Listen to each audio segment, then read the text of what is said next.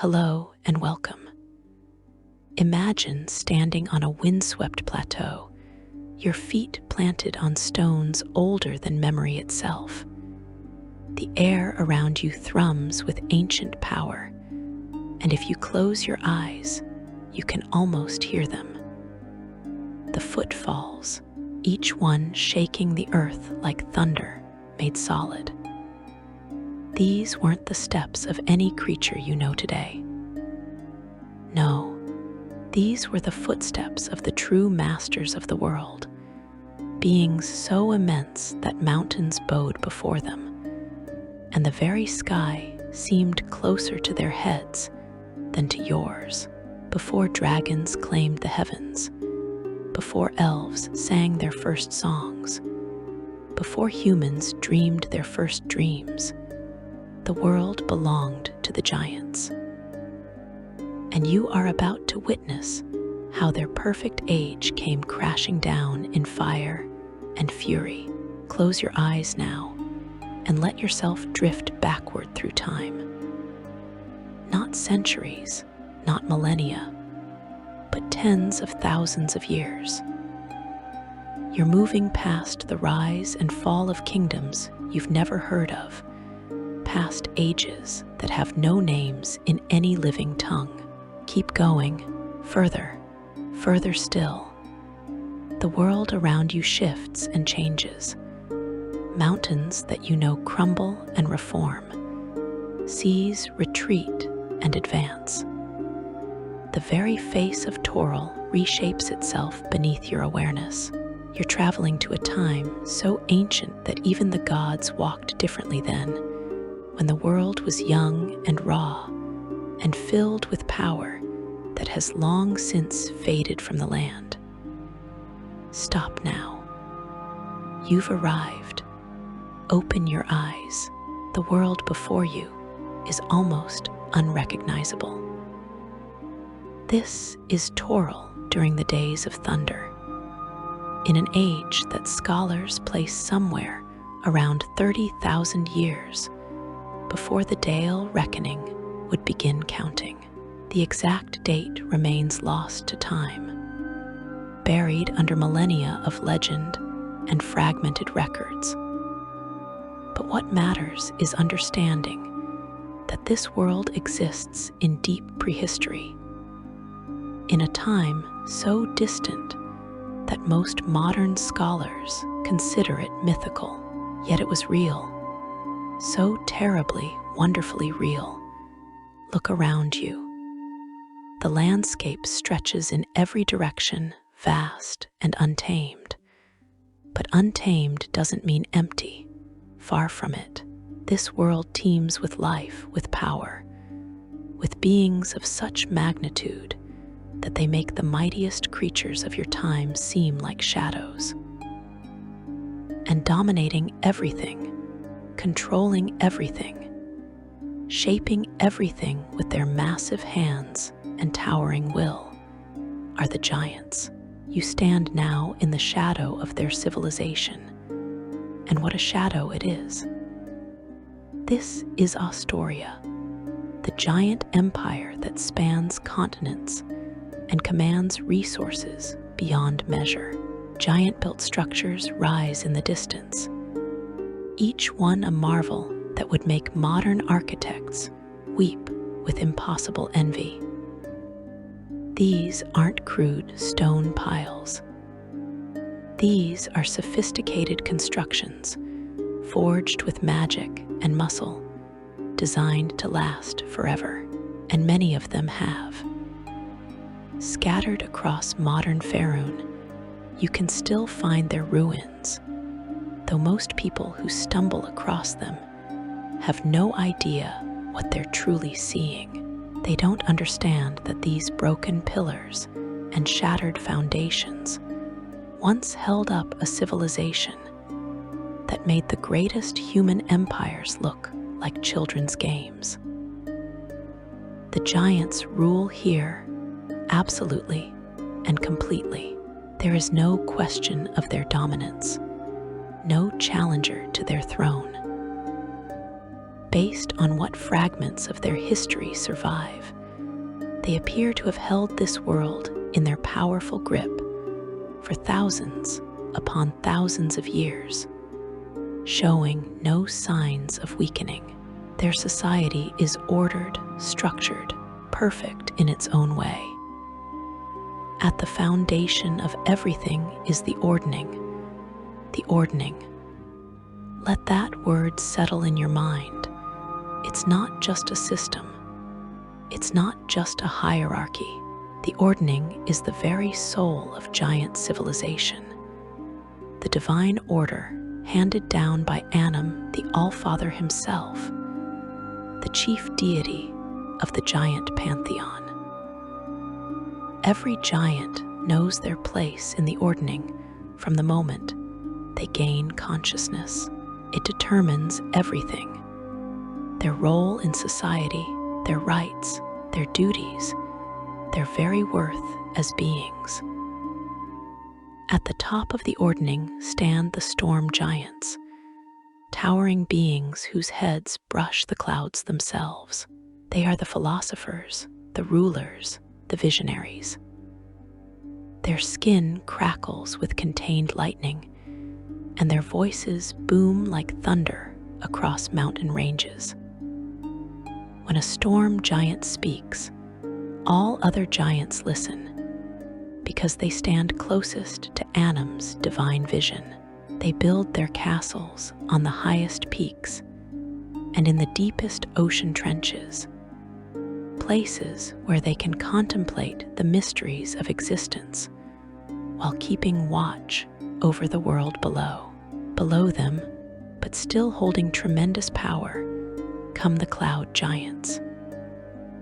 These beings dwell in magnificent floating fortresses, castles that drift through the sky on clouds solid as stone. They are the aristocrats of giant society, the lovers of luxury and art and refinement. A cloud giant's hall might contain treasures gathered from across the world, beautiful things, both magical and mundane, arranged with an aesthetic sense that few other races can match. They are cunning merchants and shrewd diplomats, understanding that power comes not just from strength, but from influence and wealth. Then you have the fire giants, and here the Ordning shifts its focus from philosophy and artistry to pure, practical might. Fire giants are the master craftsmen and warriors of their race. Their forges burn with heat that would instantly vaporize lesser beings. In those impossible furnaces, they craft weapons and armor of such quality that examples still found today, millennia after their creation, outshine most modern work. Fire giants build their fortresses in volcanic regions, where the earth itself bleeds molten rock. They are disciplined, militaristic, organized. A fire giant legion moves with precision that would make the finest human armies look chaotic by comparison. Frost giants occupy their own crucial place in the Ordning, below fire giants, but far from weak. These are raiders, warriors who thrive in the coldest regions of the world. They are brutally straightforward in their approach to life. Strength matters, combat prowess determines worth, and the weak deserve only contempt. A frost giant settlement is built for war, every structure positioned for defense, every giant trained from youth to fight and survive. They raid constantly, testing themselves against worthy opponents, taking what they can from those unable to defend it. Stone giants dwell deeper still in the Ordning, but don't mistake their position for lack of capability. Stone giants are artists of a different kind, carvers and sculptors who see beauty in living rock. They inhabit cavern systems deep beneath the world's surface, creating underground galleries filled with sculptures that capture movement and emotion in solid stone. They are dreamers, mystics, often seeming detached from the surface world's concerns. But underestimate a stone giant at your peril. Their strength is prodigious, and they know the earth in ways that surface dwellers never can. At the bottom of the true Ordning sit the hill giants, the most primitive of the giant races. They are crude, gluttonous, driven by basic appetites. A hill giant's life revolves around eating, sleeping, and taking whatever catches their simple fancy. They build crude shelters and organize in loose tribal structures. The other giant races view them with a mixture of contempt and pity. Hill giants are giants, yes, but barely, holding their place in the Ordning more by right of birth than by any achievement or capability. And then, outside the Ordning entirely, shunned and hated, lurk the Fomorians.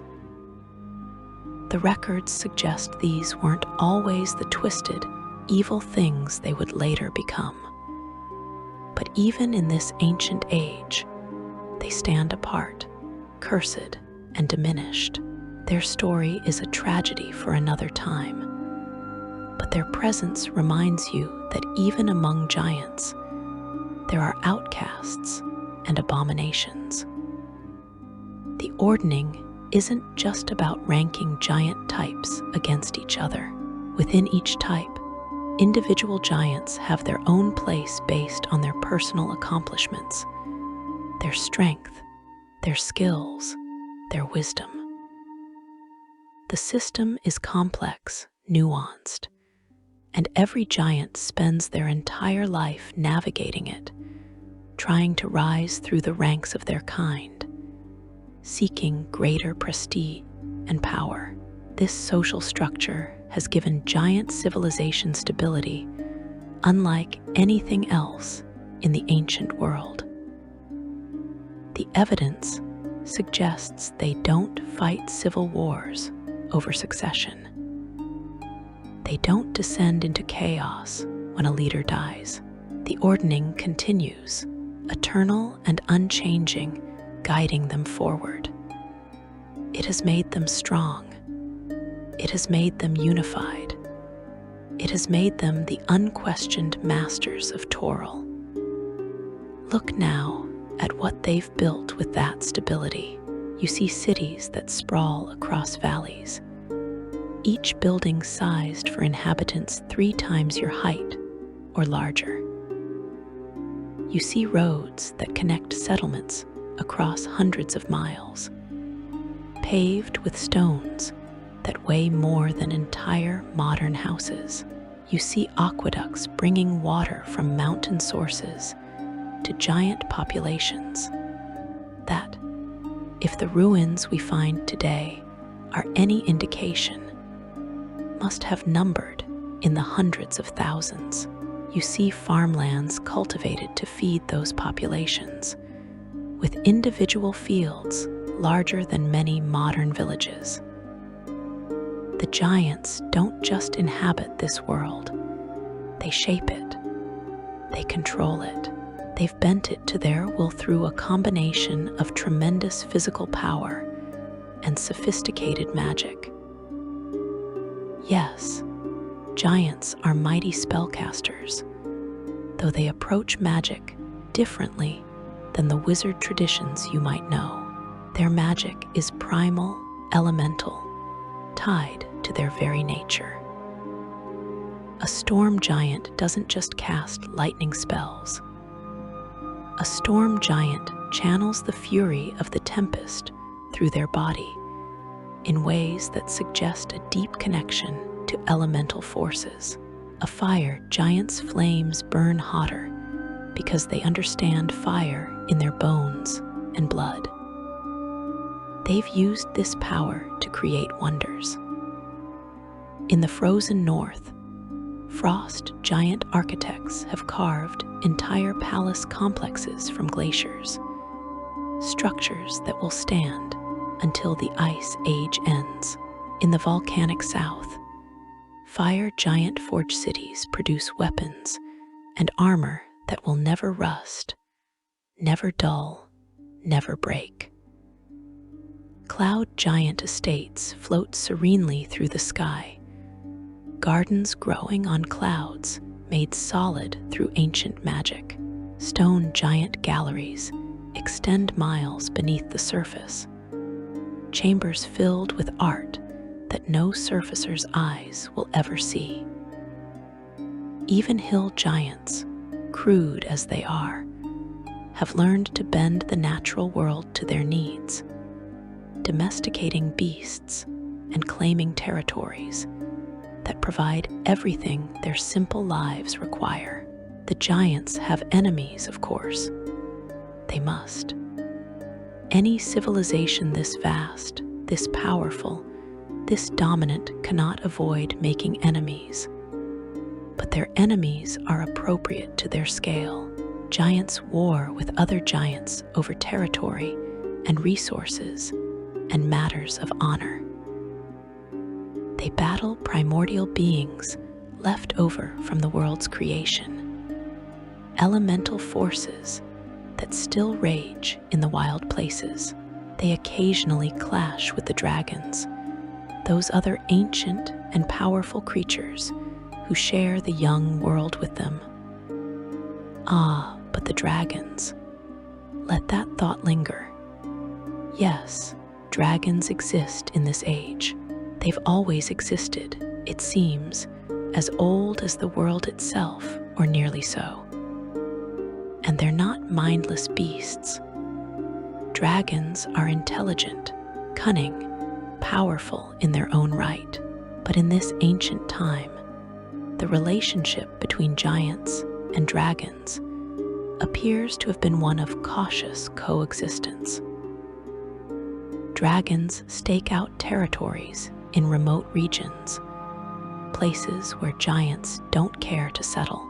They hunt and scheme and build their hordes, but carefully, always carefully. The historical accounts that survive suggest that in the centuries following dragons' arrival to Toril, they generally kept aloof from the giants. Minor conflicts would occur, the kind you'd expect when two powerful races share the same world.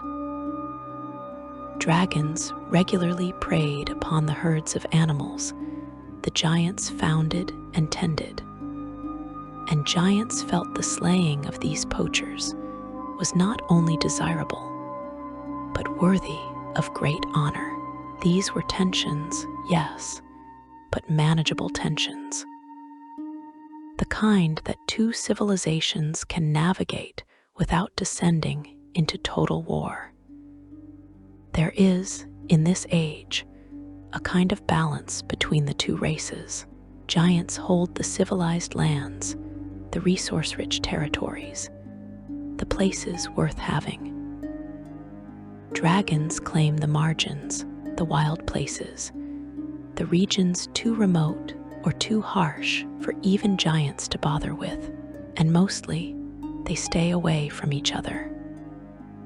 The world is large enough for both, and neither race appears to see the need to push for total dominance over the other. But you should understand something crucial about this balance. The giants tolerate dragon presence the way a mighty empire might tolerate powerful but distant neighbors. Dragons are dangerous. Yes, capable of tremendous destruction, worthy of respect, but the records suggest they're not yet a threat to giant civilization itself at this point. They're not challenging the fundamental order of the world.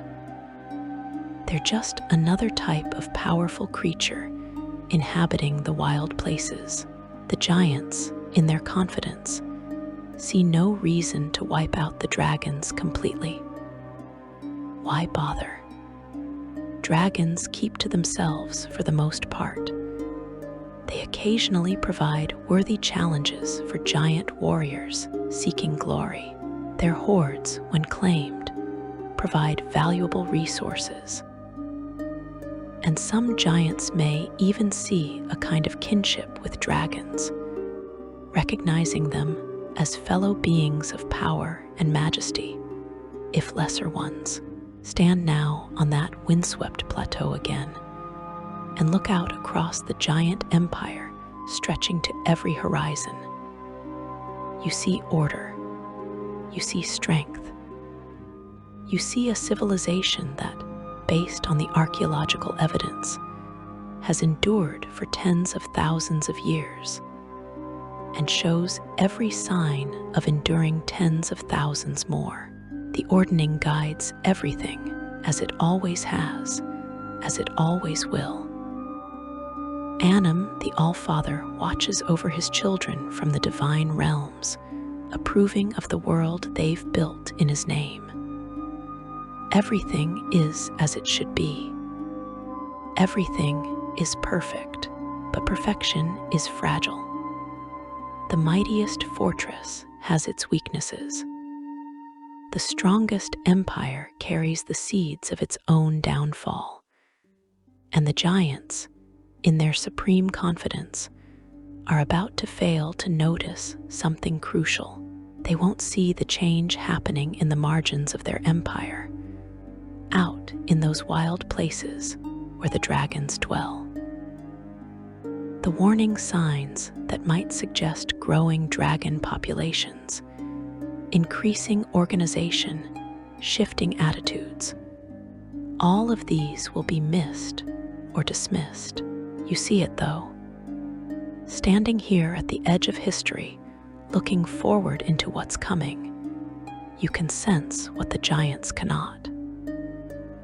In the distance, beyond the giant cities and farms and roads, beyond the borders of civilization, in caves and mountain peaks and hidden valleys, something is changing. The dragons are changing. They're growing restless. They're growing ambitious. And they're starting to look at the giants' world with new eyes, not with the caution and respect of the past, but with hunger, with desire. The giants don't see this yet. How could they? They're too busy maintaining their perfect society, navigating the Ordning's complexities, building their wonders, living their lives. They've grown comfortable in their dominance, secure in the knowledge that nothing can truly threaten them. They've ruled for so long that the very concept of losing that rule seems impossible, unthinkable, absurd. But the impossible is about to become real. The unthinkable is about to be thought, and the absurd is about to unfold across every corner of Toril in fire and blood and devastation, beyond anything the world has ever seen. The dragons are coming, not as raiders or opportunists or territorial animals, but as something far more dangerous. The age of giants is about to end, though they don't know it yet. And the war that will end it, the conflict that will reshape reality itself, is about to begin. You're standing at the edge of that moment, feeling the tension building in the air like static before a lightning strike. The thunder is coming. The storm is gathering. And when it breaks, nothing will ever be the same again. But that storm hasn't arrived quite yet. For now, just for this last precious moment, the giants still rule. The Ordning still holds. The world still turns according to their design. Let yourself linger here in this last moment of their perfect age before everything changes forever. Section 2. The rising storm.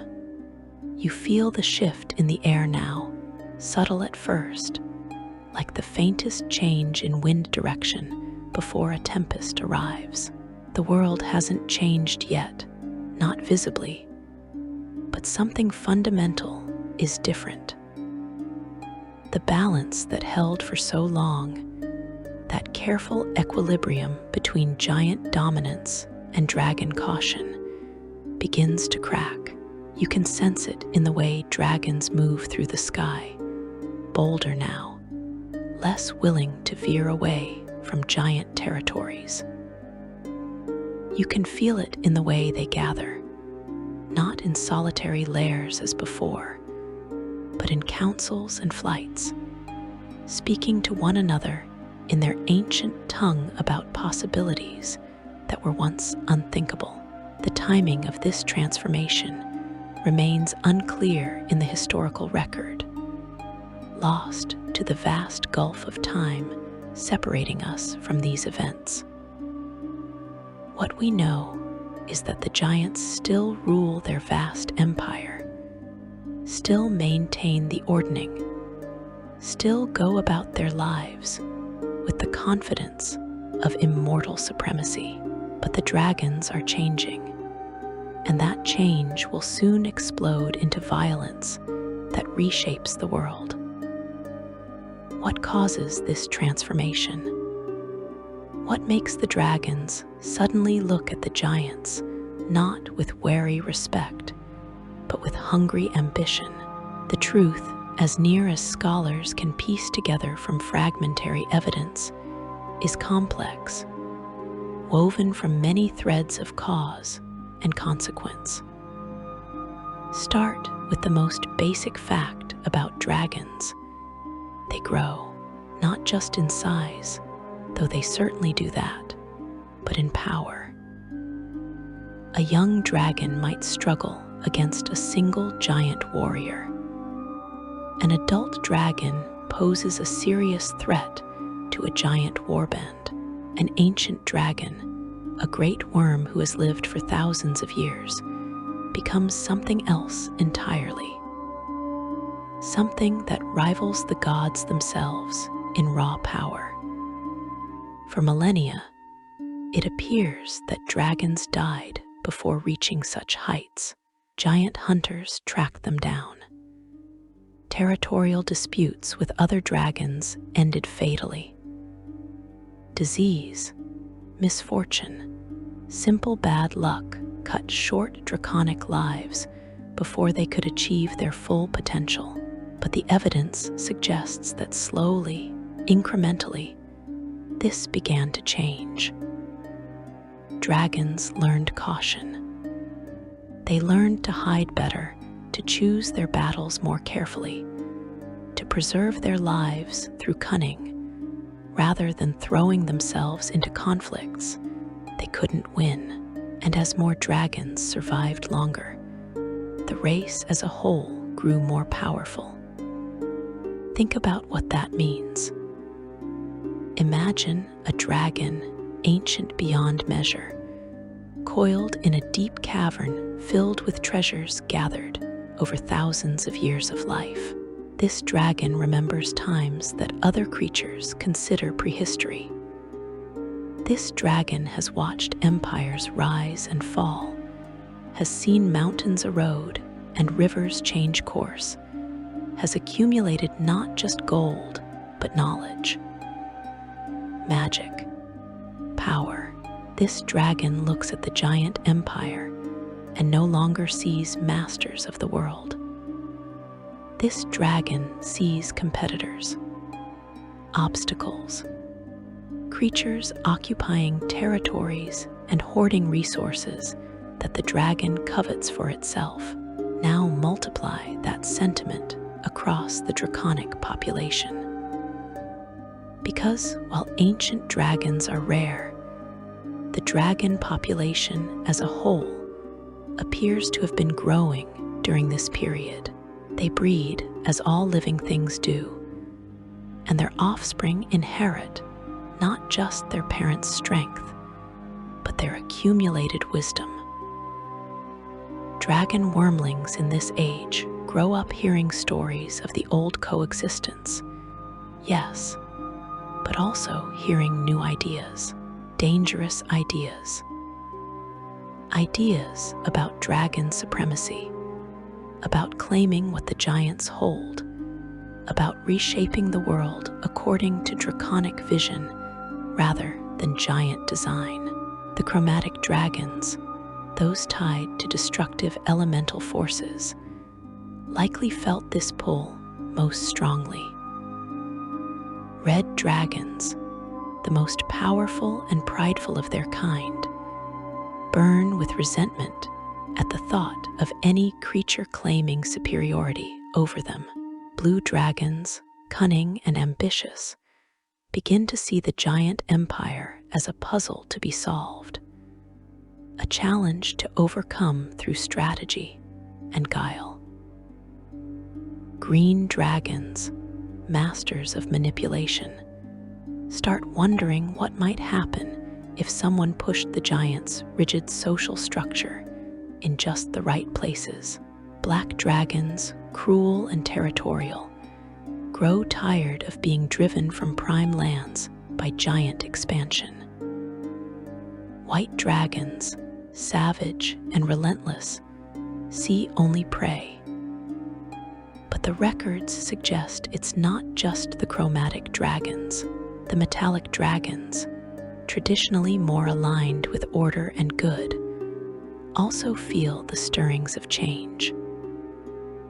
Gold dragons, wise and powerful, begin to question whether giant rule truly serves the world's best interests. Silver dragons, who value community and cooperation, notice how the giants treat other races as inferior or irrelevant. Bronze dragons, lovers of warfare, see the giants as the ultimate test of their combat prowess. Copper dragons, tricksters at heart, imagine the chaos that would ensue if someone seriously challenged giant authority. Even brass dragons, usually content to talk rather than fight, begin discussing radical possibilities in their long, meandering conversations.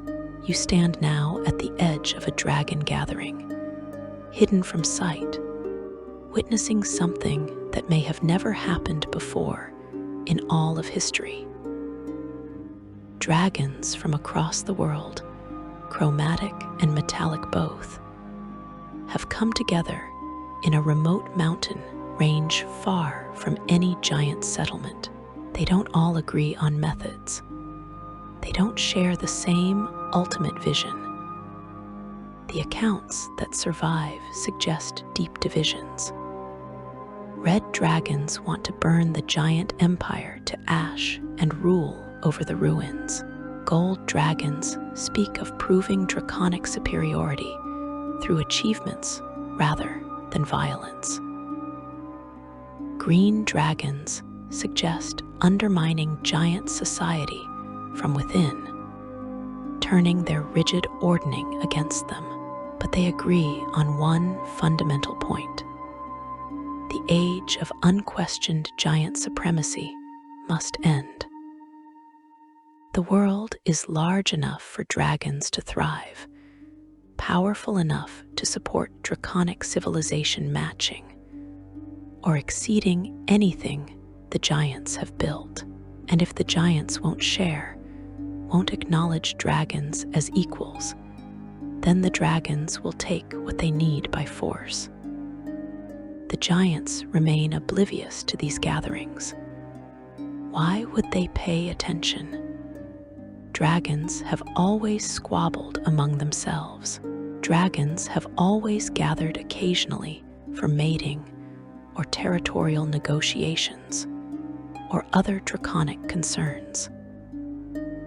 The giants have no idea that this time is different. They don't understand that they're being discussed, evaluated, targeted in their mighty fortress cities, in their cloud castles and volcanic strongholds, in their cavern galleries and ice palaces. They continue their lives unchanged, unaware that war is coming. The first sparks are small. A red dragon raids a giant herd, taking far more livestock than it needs, leaving the rest to rot as an insult. When the giants send warriors to punish this transgression, they find the dragon waiting, prepared, backed by other reds who have joined it. The battle is fierce. Giants die. So do dragons. But the fact that the dragons fought as a coordinated group, that they deliberately provoked this conflict, sends ripples through the giant community. This wasn't normal dragon behavior. This was something new. In the far north, flights of white dragons attack frost giant settlements. Not raids for food or treasure, but deliberate assaults aimed at wiping out populations. Settlements are destroyed, their inhabitants scattered or slain. The surviving frost giants call for aid, and when reinforcements arrive, they find the white dragons have already vanished into the frozen wastes. But the message is clear: nowhere is safe anymore. Dragons are no longer content to avoid giant lands. Cloud giant merchants returning from long journeys find their floating estates under siege. Blue dragons, drawn by the treasure stored within, breach defenses and systematically loot everything of value. The giants fight back, calling upon their magic and their guards, and sometimes manage to drive them off, but the damage is done. The dragons have demonstrated that even the sky, the domain where cloud and storm giants felt most secure, is no longer theirs alone. Dragons fly better, faster, more naturally than any giant magic can match. These incidents might have remained isolated provocations, minor violations of the old peace, if not for what happens next. You need to understand this moment, because this is where everything truly breaks. This is the point of no return, the spark that ignites the inferno. This is the destruction of Uvarand. Uvarand is a cloud giant city, one of the jewels of giant civilization. It floats high above the world, supported by powerful magic, woven into the very clouds that form its foundation. The city represents everything refined and beautiful about cloud giant culture. Its towers reach even higher than the clouds themselves. Its markets overflow with treasures from across the world. Its halls echo with music and poetry, and the refined discourse of giants who have turned civilization into an art form. The attack comes without warning. A flight of red dragons, led by creatures ancient and terrible, descends upon Uvarand like a meteor storm. Some dragon scholars believe this assault may have been inspired or even commanded by Garrix himself, the dragon god of destruction and renewal, though this remains a matter of theological debate. What's certain is that these aren't young dragons looking for easy plunder. These are great worms, beings whose power rivals that of storm giants themselves, and they've come with purpose, With them fly dozens of younger reds, their scales gleaming like freshly forged steel, their breath weapons primed to unleash devastation. The cloud giants react quickly. They're not helpless, not unprepared. Every giant settlement maintains defenses, and Uvarand is better protected than most. Giant warriors take to the air using their innate magic, rising to meet the attackers. Wizards among the giants begin casting spells, hurling lightning and conjuring storms to batter the invading dragons. The storm giants who call Uvarand home call upon the fury of the sky itself, trying to blast the reds from the air with concentrated bolts of elemental fury. But the dragons have planned this assault carefully. They've studied Uvarand's defenses, identified its weaknesses, coordinated their attack to exploit every vulnerability. The red dragons split into groups, some engaging the giant defenders directly, while others focus on the city itself.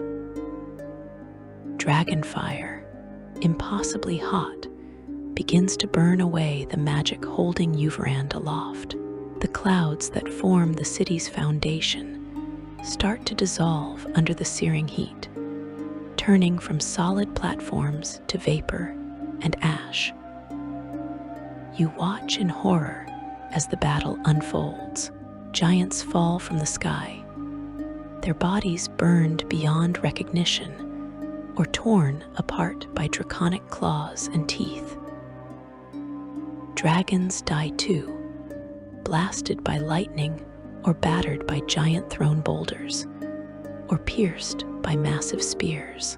But the dragons have numbers and surprise on their side, and most importantly, they have total commitment to destruction. The evidence suggests they're not trying to conquer Uvarand. They're not trying to loot it. They're trying to erase it from existence, and they're succeeding. The city begins to fall. As the magical foundations dissolve, entire sections break away and plummet toward the earth far below.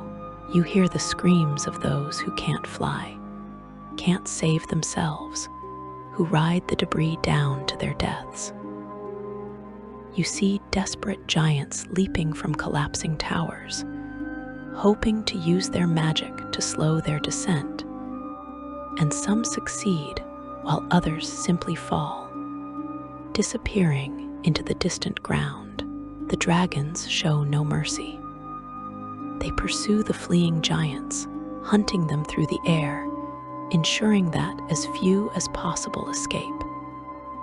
The destruction takes hours.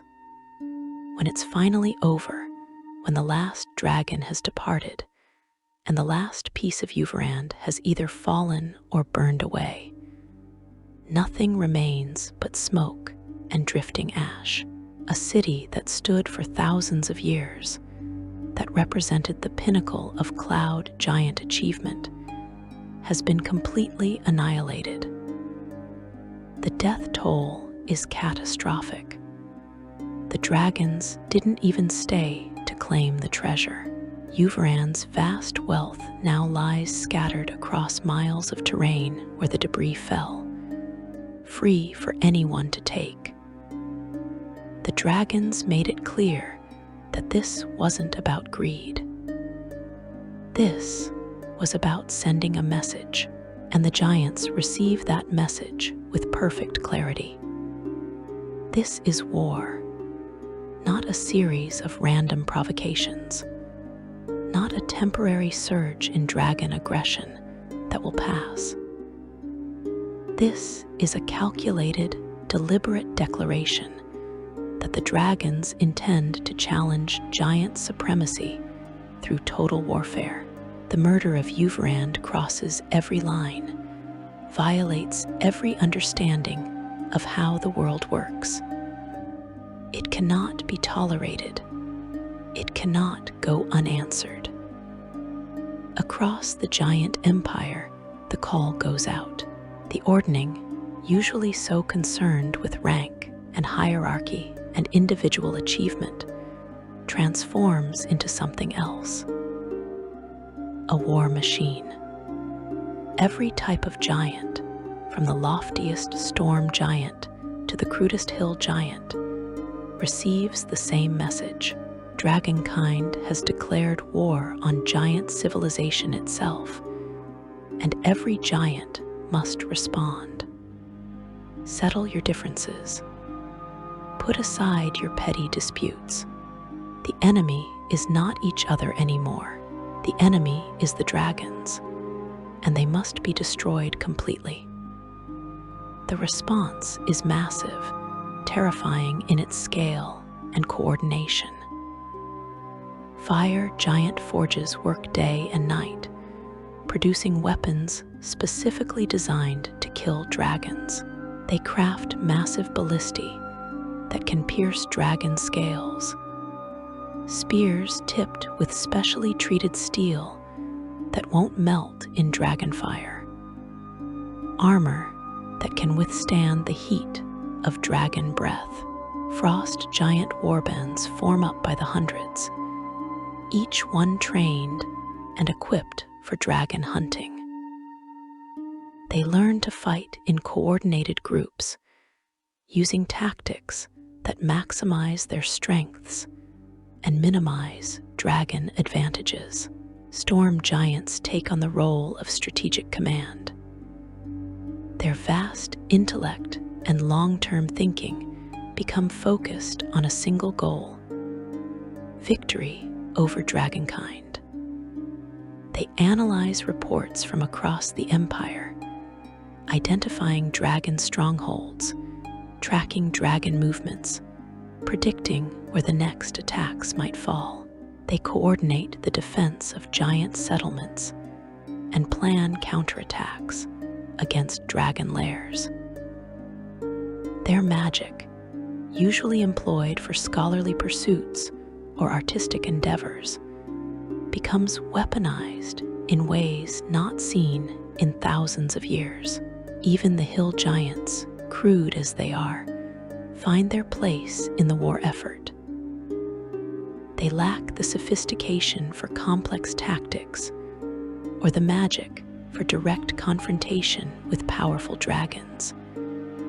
But they can guard supply lines, occupy territories, provide muscle for hauling war materials.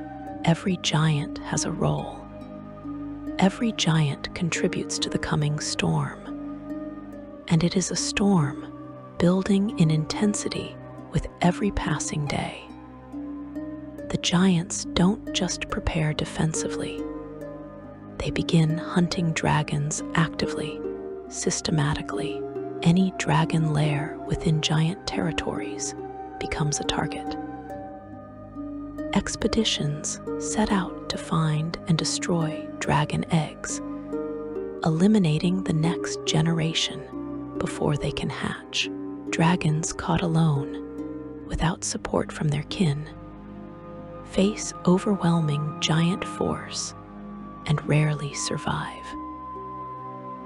The giants intend to show the dragons exactly what happens when you challenge the masters of the world. The dragons, for their part, don't back down. Uvarand's destruction has committed them to a path they can't leave now, even if they wanted to. The giants will never forgive that atrocity. The only way forward is through total victory or total extinction. So the dragons double down, launching more attacks, coordinating their efforts even more carefully. They target giant infrastructure, the roads and aqueducts and bridges that connect the empire.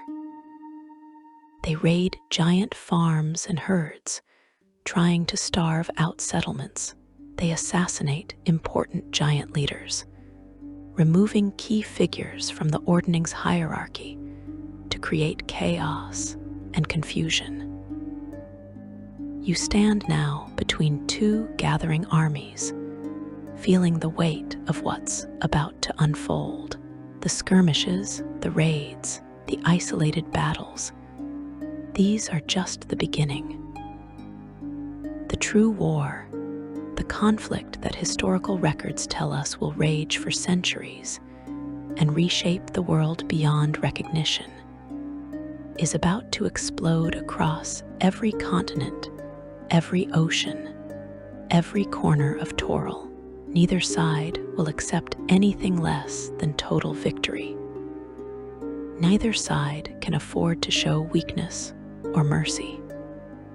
And caught between these two titanic forces, the world itself will suffer in ways unimaginable.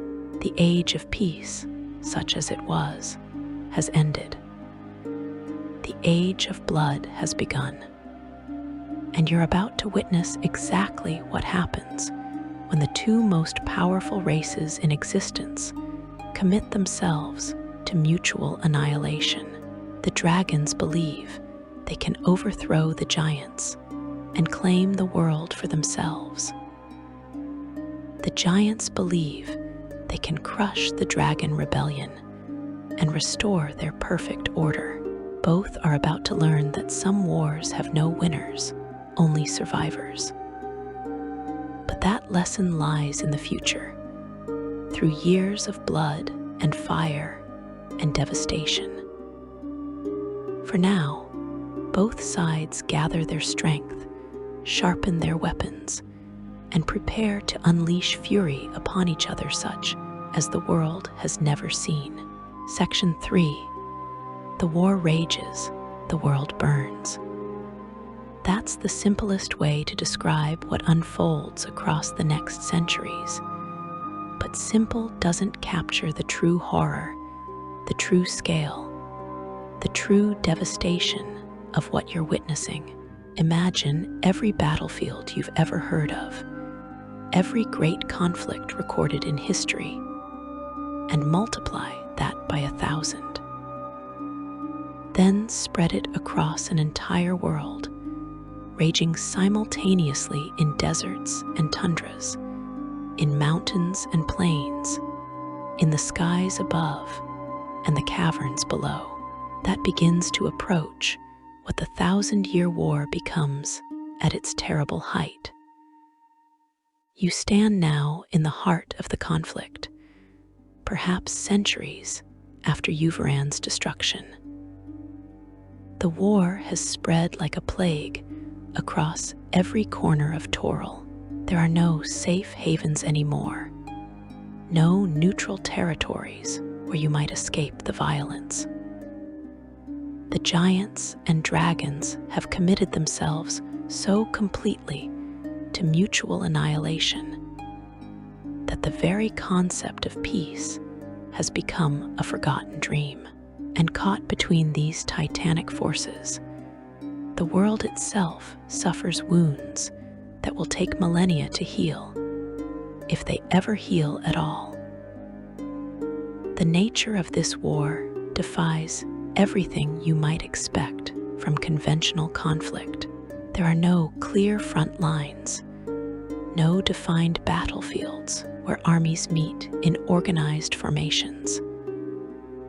Instead, violence erupts everywhere, constantly, unpredictably. A dragon might attack a giant settlement in the far north, while simultaneously, hundreds of miles away, giants assault a dragon lair in the southern mountains.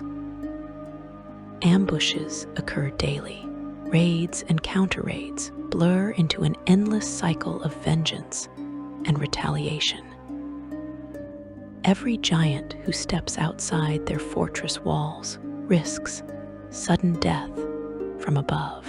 Every dragon who rests in their lair faces the possibility of waking to giant war parties breaching their defenses.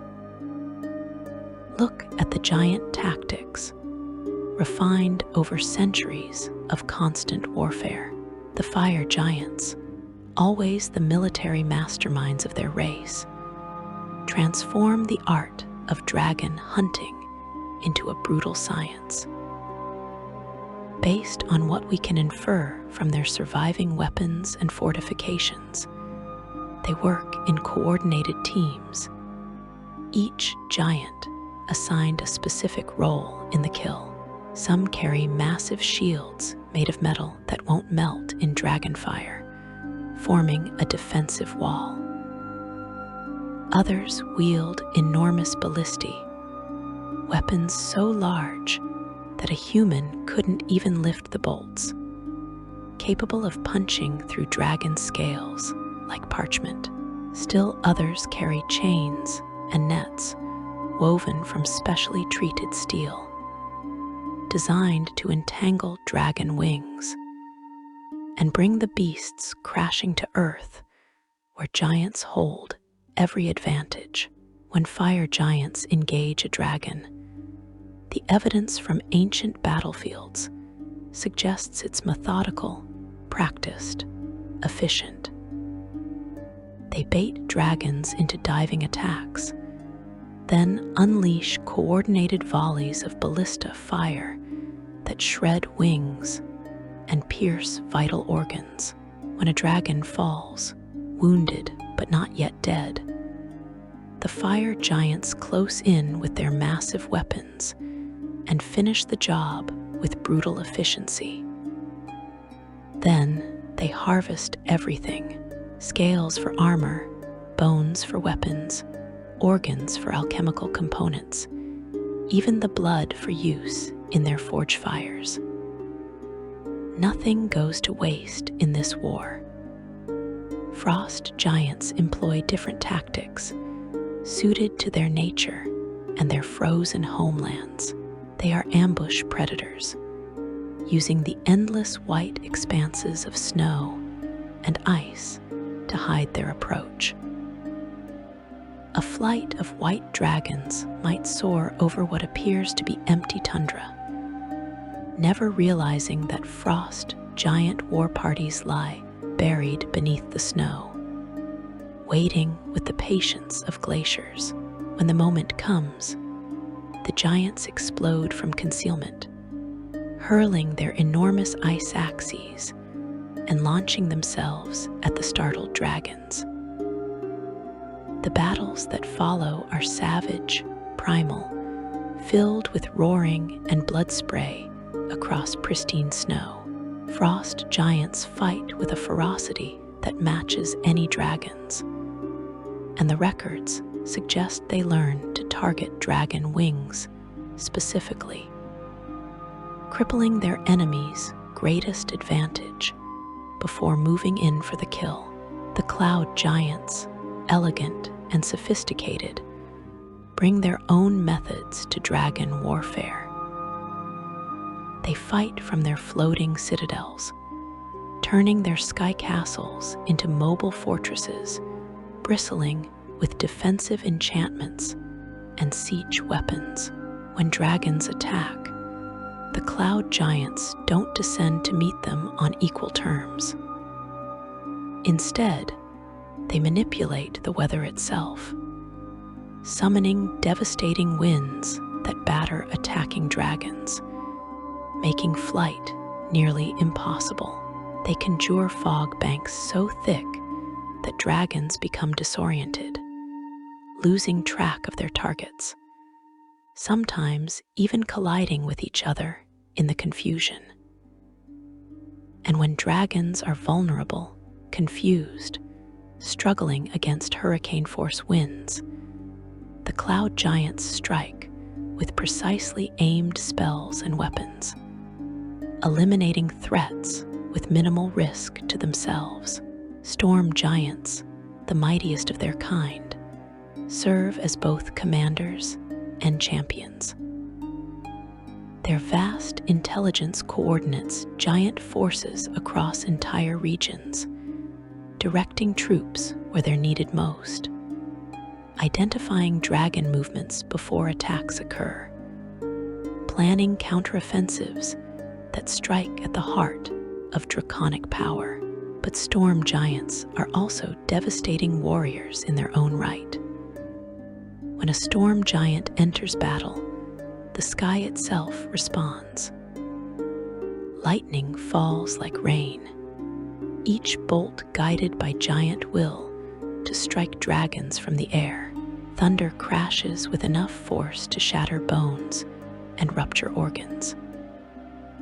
Winds obey storm giant commands, creating zones where flight becomes impossible, or currents that send dragons tumbling helplessly through the air.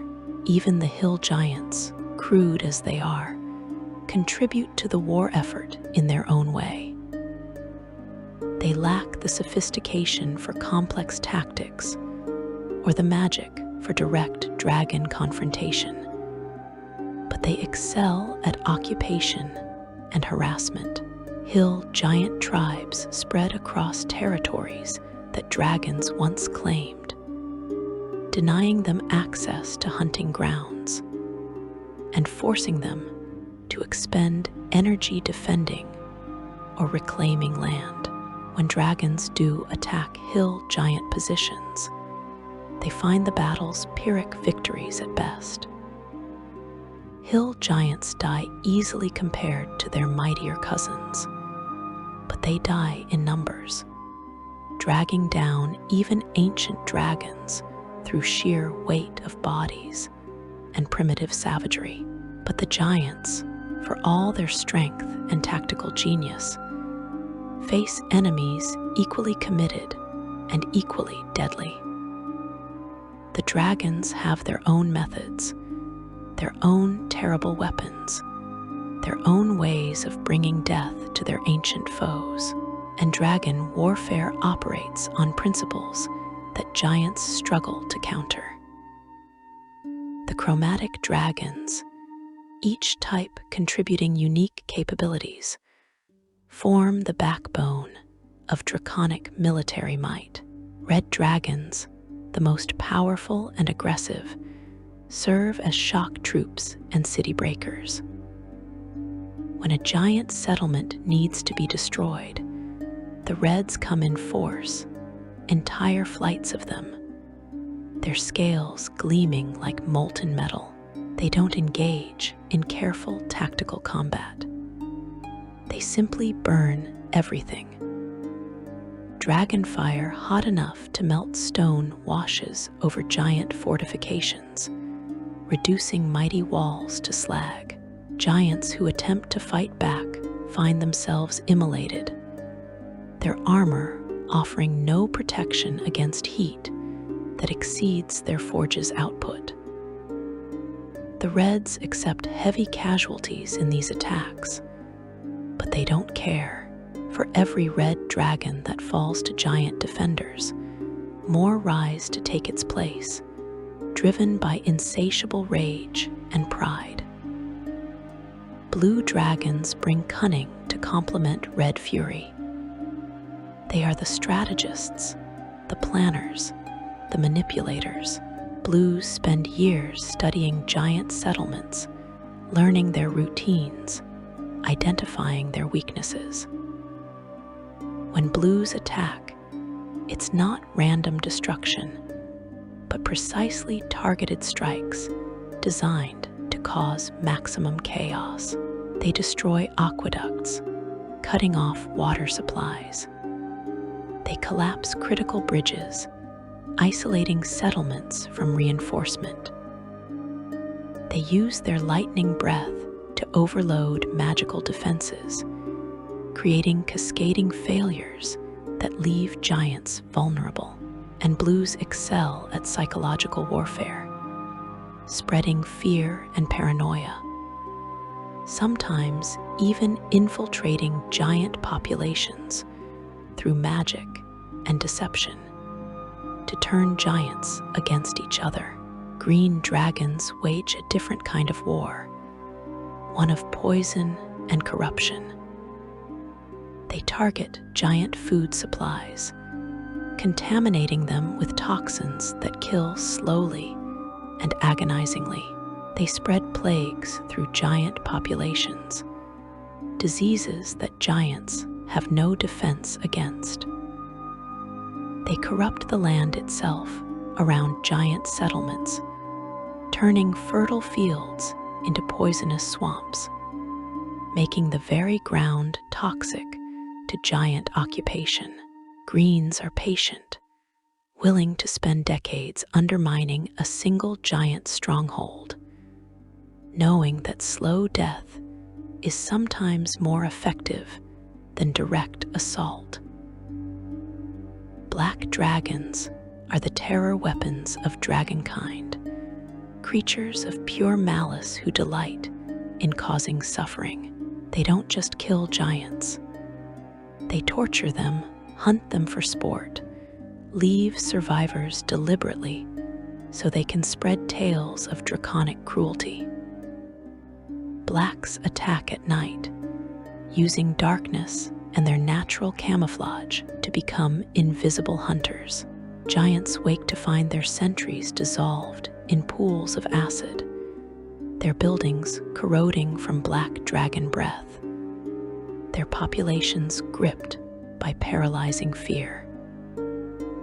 The psychological impact of black dragon attacks often exceeds the physical damage, leaving giant communities shattered, even when casualties are relatively light. White dragons, the most bestial of the chromatic breeds, nonetheless serve crucial roles in frozen regions. They know ice and snow in ways that even frost giants cannot match. They tunnel through glaciers, creating hidden passages that allow them to strike giant settlements from unexpected directions. They trigger avalanches and create ice storms that bury entire giant communities. And in direct combat, whites fight with savage ferocity that sometimes overwhelms even frost giant battle rage. They accept wounds that would send other dragons fleeing, fighting until they either win or die. And their relentlessness has broken many giant defensive lines. The metallic dragons, despite their traditionally good natures, fight with equal dedication. The historical fragments suggest they've concluded that giant civilization has grown too dominant, too rigid, too unwilling to share the world with other powerful races.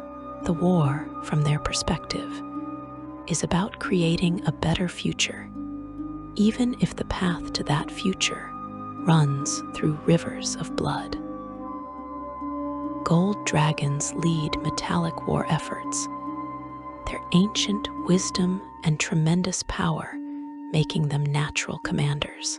A gold dragon general coordinates draconic forces with strategic brilliance that matches or exceeds storm giant planning. Golds strike at giant infrastructure and leadership, aiming to collapse the Ordning's carefully maintained hierarchy.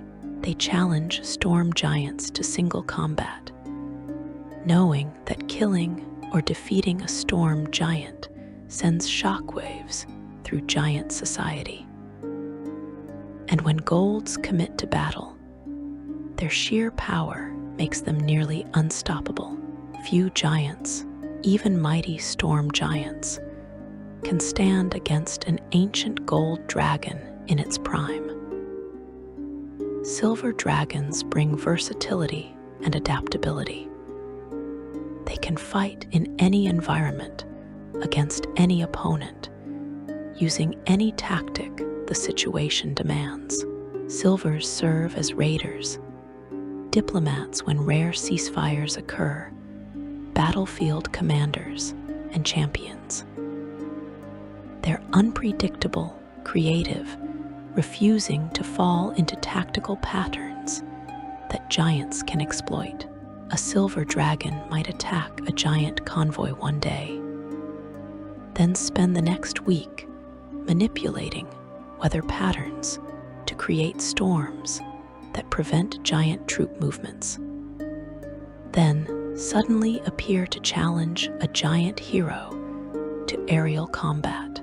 Giants never know what silvers will do next, and that uncertainty itself becomes a weapon. Bronze dragons revel in the warfare, viewing it as the ultimate test of their combat prowess. The legends speak of bronze dragons seeking out the mightiest giant warriors, challenging them to duels that become legendary. When a bronze dragon faces a fire giant champion or a frost giant war leader, both sides pause to watch, understanding that they're witnessing something epic. These duels can last for hours, both combatants pushing themselves to absolute limits. And whether the dragon or giant ultimately wins, the battle itself enters into the songs and stories that will be told for thousands of years. Copper dragons use their natural cunning and trickery to undermine giant morale. They're saboteurs and infiltrators, sometimes using magic to disguise themselves and walk among giants, learning secrets and spreading discord. They steal critical supplies, forge false orders that send giant troops marching into traps, create confusion and chaos that makes giant coordination nearly impossible. A single copper dragon operating behind giant lines can cause disruption out of all proportion to its individual power. Even brass dragons, the most peaceful and talkative of their kind, contribute when they must.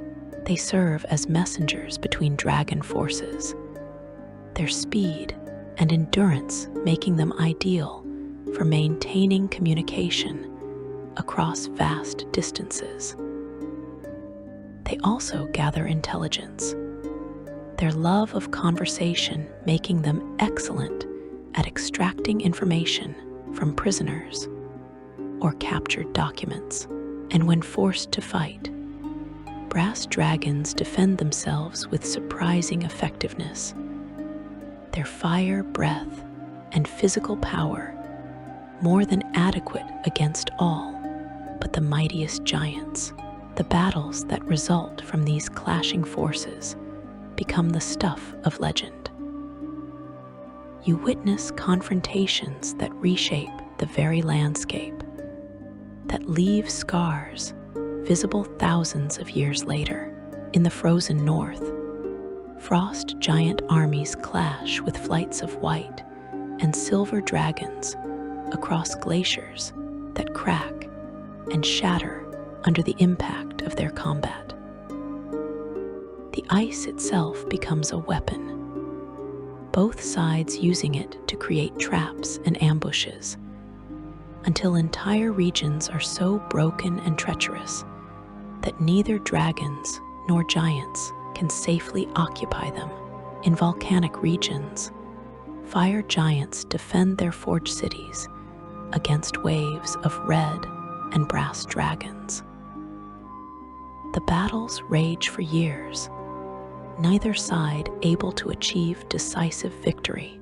The heat becomes unimaginable, magma flowing like water through broken fortifications, the air itself shimmering with temperatures that would vaporize lesser creatures. Fire giants craft weapons from dragon bones and scales taken from their fallen enemies. Red dragons wear giant-made armor stripped from the corpses of fire giant champions, each side claiming trophies and turning them into symbols of vengeance. The skies above the world become battlegrounds where cloud giants and storm giants face off against entire draconic flights. These aerial combats are beautiful and terrible, giants floating on magical platforms or clouds made solid while dragons wheel and dive around them. Lightning splits the sky. Thunder crashes continuously. Dragon breath and giant magic paint the clouds in colors that nature never intended. When combatants fall, they plummet for miles before striking the earth below, with impacts that create craters. The ground beneath these aerial battlefields becomes graveyards, littered with the broken bodies of giants and dragons alike. Underground, stone giants defend their cavern galleries against green and black dragons who have learned to navigate the lightless depths.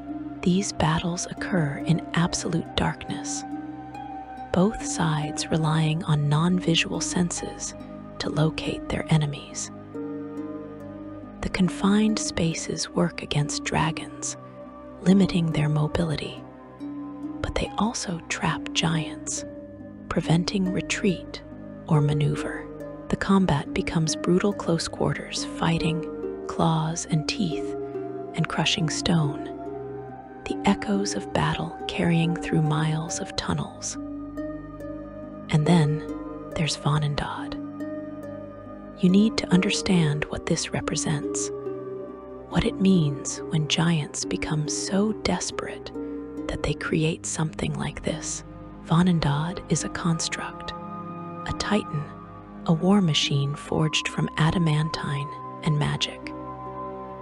Standing 80 feet tall, it's a colossus designed for a single purpose: to absorb the life force of dragons and use that stolen power to fuel its devastating capabilities. Fire giants create it deep beneath the earth, laboring for decades to complete their ultimate weapon.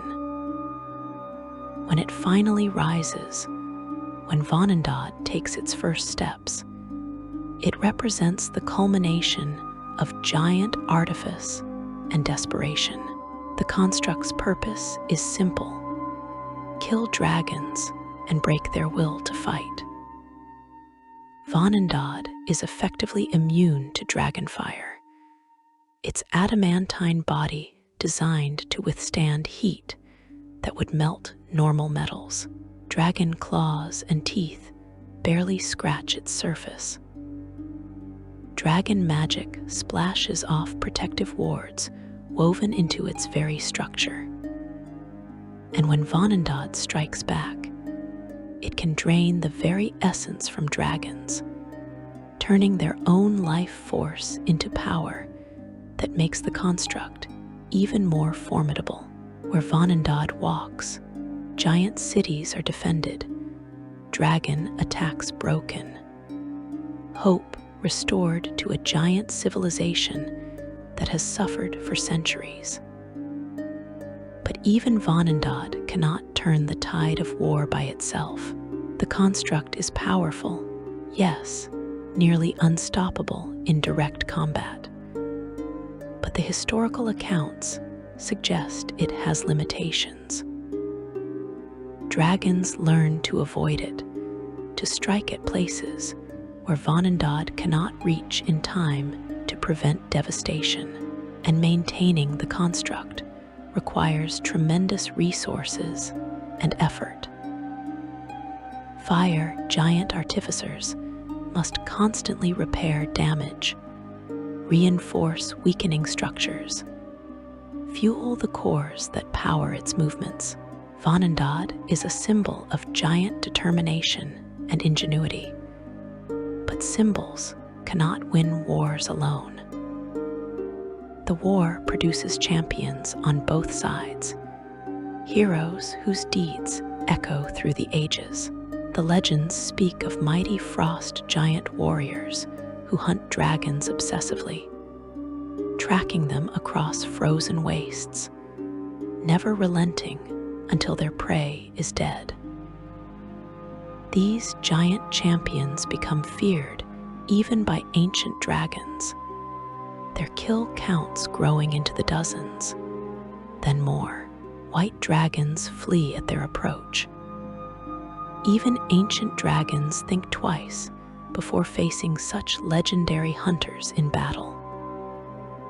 And on the dragon side, gold dragon generals, whose brilliance shapes draconic strategy across entire continents, become the subjects of both giant fear and grudging respect.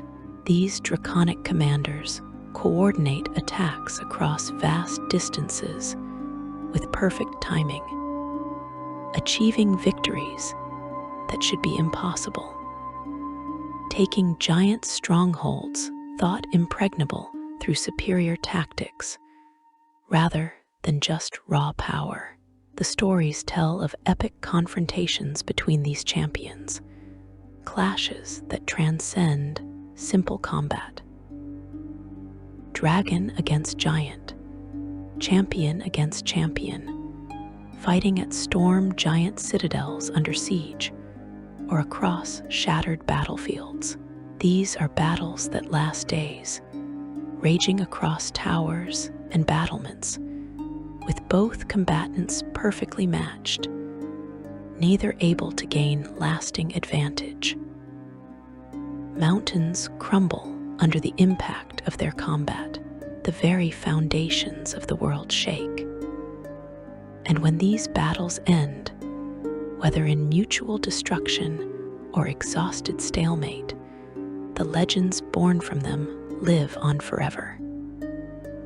And across Toril, similar stories play out on smaller scales. Every region has its heroes and villains, its epic battles and terrible losses. The war consumes everything, becomes everything, shapes everything. Entire mountain ranges are ground down to rubble by centuries of combat. Forests that stood since the world's creation burn to ash and never regrow. Seas boil where underwater giants clash with aquatic dragons. The very climate shifts as dragons and giants manipulate weather for tactical advantage, creating unnatural storm patterns that persist for decades. The toll on both races becomes catastrophic. Giant populations plummet as settlements are destroyed faster than they can be rebuilt. The carefully maintained Ordning begins to crack, its hierarchies disrupted when entire giant types are nearly wiped out in certain regions. Fire giants who once numbered in the hundreds of thousands dwindle to tens of thousands. Cloud giant cities, once common sights in the skies, become rare, their populations devastated by draconic attacks they couldn't prevent. Dragons suffer equally. The younger generations are systematically hunted, eggs destroyed before they can hatch, wormlings killed before they can grow into threats. Ancient dragons, those whose power should make them nearly immortal, fall in battle after battle, their hordes claimed by giants or scattered to the winds. Entire draconic bloodlines go extinct, their last members dying without producing heirs, leaving gaps in dragonkind that will never be filled. And still, the war rages on. Neither side can imagine surrender. Neither side will accept anything less than total victory. The cost becomes irrelevant compared to the desperate need to prove supremacy, to justify the terrible losses already suffered, to ensure that all those who died did not die in vain. The war has its own momentum now, driven not by rational goals, but by grief and rage. And the simple fact that too much blood has been spilled to ever wash away. You stand amid the carnage, feeling the weight of centuries of violence, knowing that this cannot continue forever, but seeing no end in sight. The giants and dragons are locked in an embrace of mutual destruction, and there, dragging the entire world down with them into an abyss from which there may be no return. Section 4. The Elven Intervention.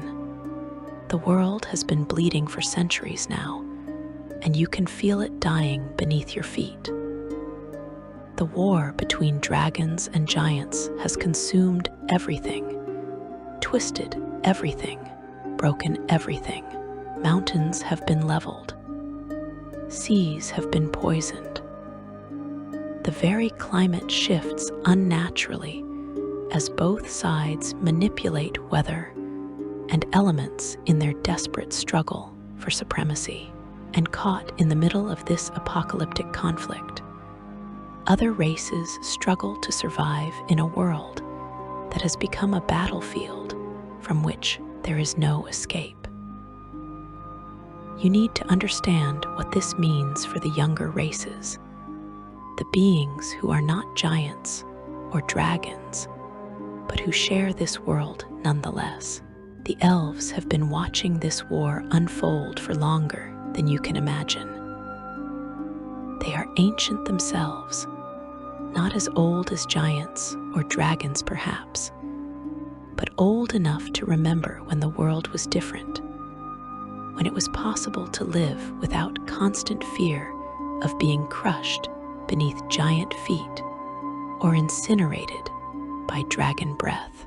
The elves have built their own civilization in the shadows of the conflict, hidden in deep forests and protected valleys, places where the titans rarely venture because they're too focused on destroying each other.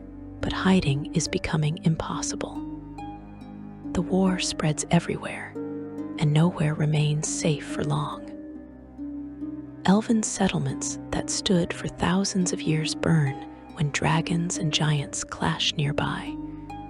The elves themselves, nothing more than collateral damage, barely noticed casualties in a conflict that has nothing to do with them.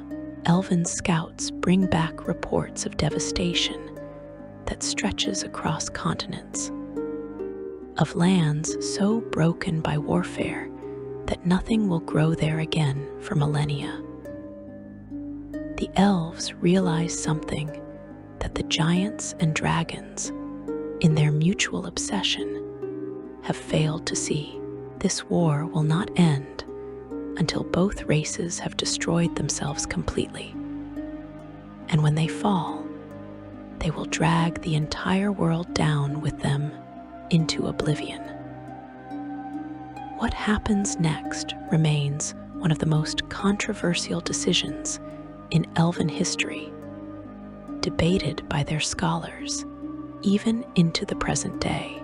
The Elven leadership gathers in councils that, according to their own records, last for years, debating what can be done. The arguments that emerge suggest deep divisions. Some argue for neutrality, for hiding deeper, for waiting until the giants and dragons exhaust themselves. Others propose picking a side, allying with the giants or the dragons to tip the balance and end the war more quickly. But a third faction, led by the most powerful high mages among the fair folk, suggests something far more radical, far more terrible, far more necessary. They propose using magic on a scale never before attempted, weaving a spell so vast and so powerful that it will affect every dragon across the entire world, forcing an end to the conflict, whether the combatants want it or not. This is not a decision made lightly or quickly. The fragmentary accounts that survive suggest the elves understand that what they're contemplating crosses lines that should never be crossed, that they're proposing to use magic in ways that violate every natural law, every ethical boundary. They will be manipulating the minds of an entire race, stripping away free will, turning sophisticated, intelligent creatures into maddened beasts. The moral weight of this choice appears to have crushed down on the Elven councils like a physical force. The records indicate they debate for decades, examining every alternative, searching desperately for any other solution. But the war continues while they debate. More Elven communities are destroyed. More of the world burns, and gradually, reluctantly, the Elven leadership comes to accept that there is no other way. The dragons will not stop fighting. The giants will not stop fighting. Both races have invested too much blood, too much treasure, too much pride to ever consider surrender or compromise. The only way to end this war is to break one side so completely that continuation becomes impossible. And the dragons, for all their power, are more vulnerable than the giants to the kind of magic the elves can bring to bear. The high mages begin their work in secret, hidden in sanctuaries, protected by every ward and defense the elves can create. What they're attempting has never been done before. They're not just casting a spell, they're weaving a mythal, a permanent magical effect that will persist indefinitely, that will span the entire world, that will target every dragon that exists or will ever exist. The complexity of such magic defies comprehension. The historical sources suggest thousands of Elven mages contribute their power, their knowledge, their very life force to the working. Many die in the process, consumed by the magical energies they're trying to control. Others go mad, their minds unable to withstand the strain of touching magic so vast and powerful. But slowly, painfully, over what the records suggest are decades of unceasing labor, the mythal takes shape. The elves anchor it to something beyond the world itself, to a celestial body that will come to be known by many names. The Kingkiller Star, the Rogue, the Red Wanderer. This is a comet, a wandering star that follows a long orbit through the heavens, appearing in the night sky at irregular intervals. The cycle varies unpredictably, sometimes appearing after 150 years, sometimes after 250 years, sometimes even longer, never quite following a pattern that allows precise prediction. The elves choose it deliberately, understanding that tying their mythal to a celestial body gives it power beyond anything earthbound magic could achieve. The Dracorage Mythal, as it becomes known through all the ages to come, is designed with cruel precision. When the Kingkiller Star appears in the heavens, when its light touches the world below, the mythal activates. And every dragon, every creature with draconic blood flowing through their veins, every being that shares even the smallest fraction of dragon heritage, feels its effect. The mythal doesn't kill.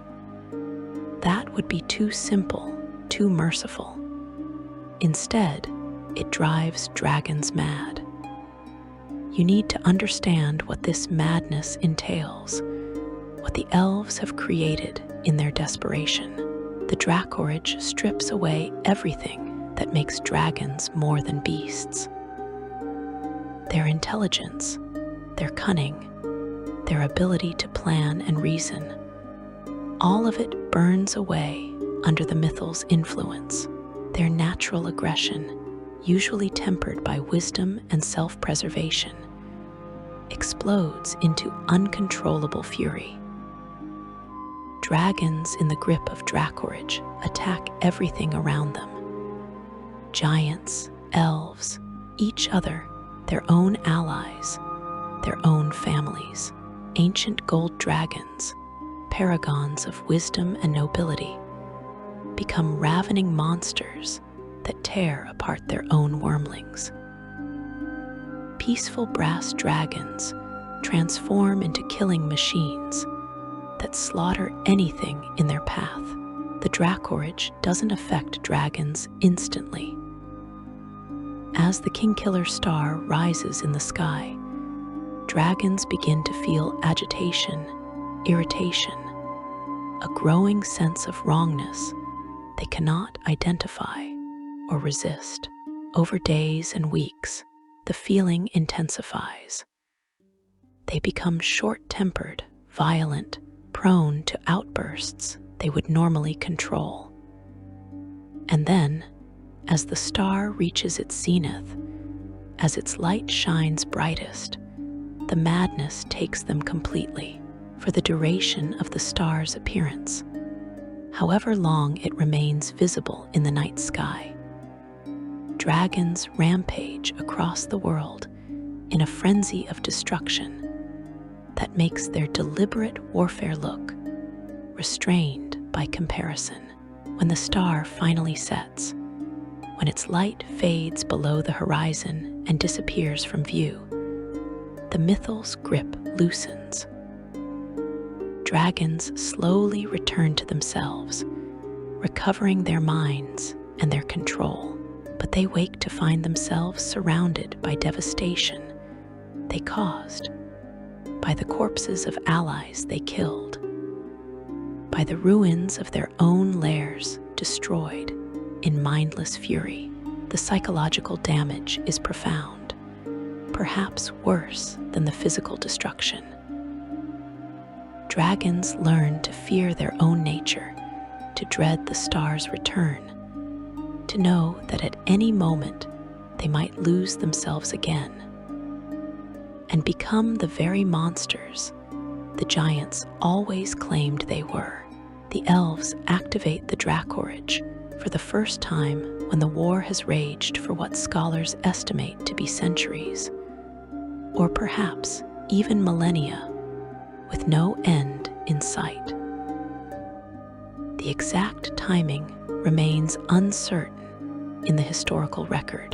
The Kingkiller star rises as it does on its eternal schedule. But this time, for the first time, it triggers the Mythal the elves have woven. And across the entire world, every dragon feels the change. It starts subtly. Dragons engaged in coordinated attacks against giant positions begin making mistakes, taking unnecessary risks, breaking formation.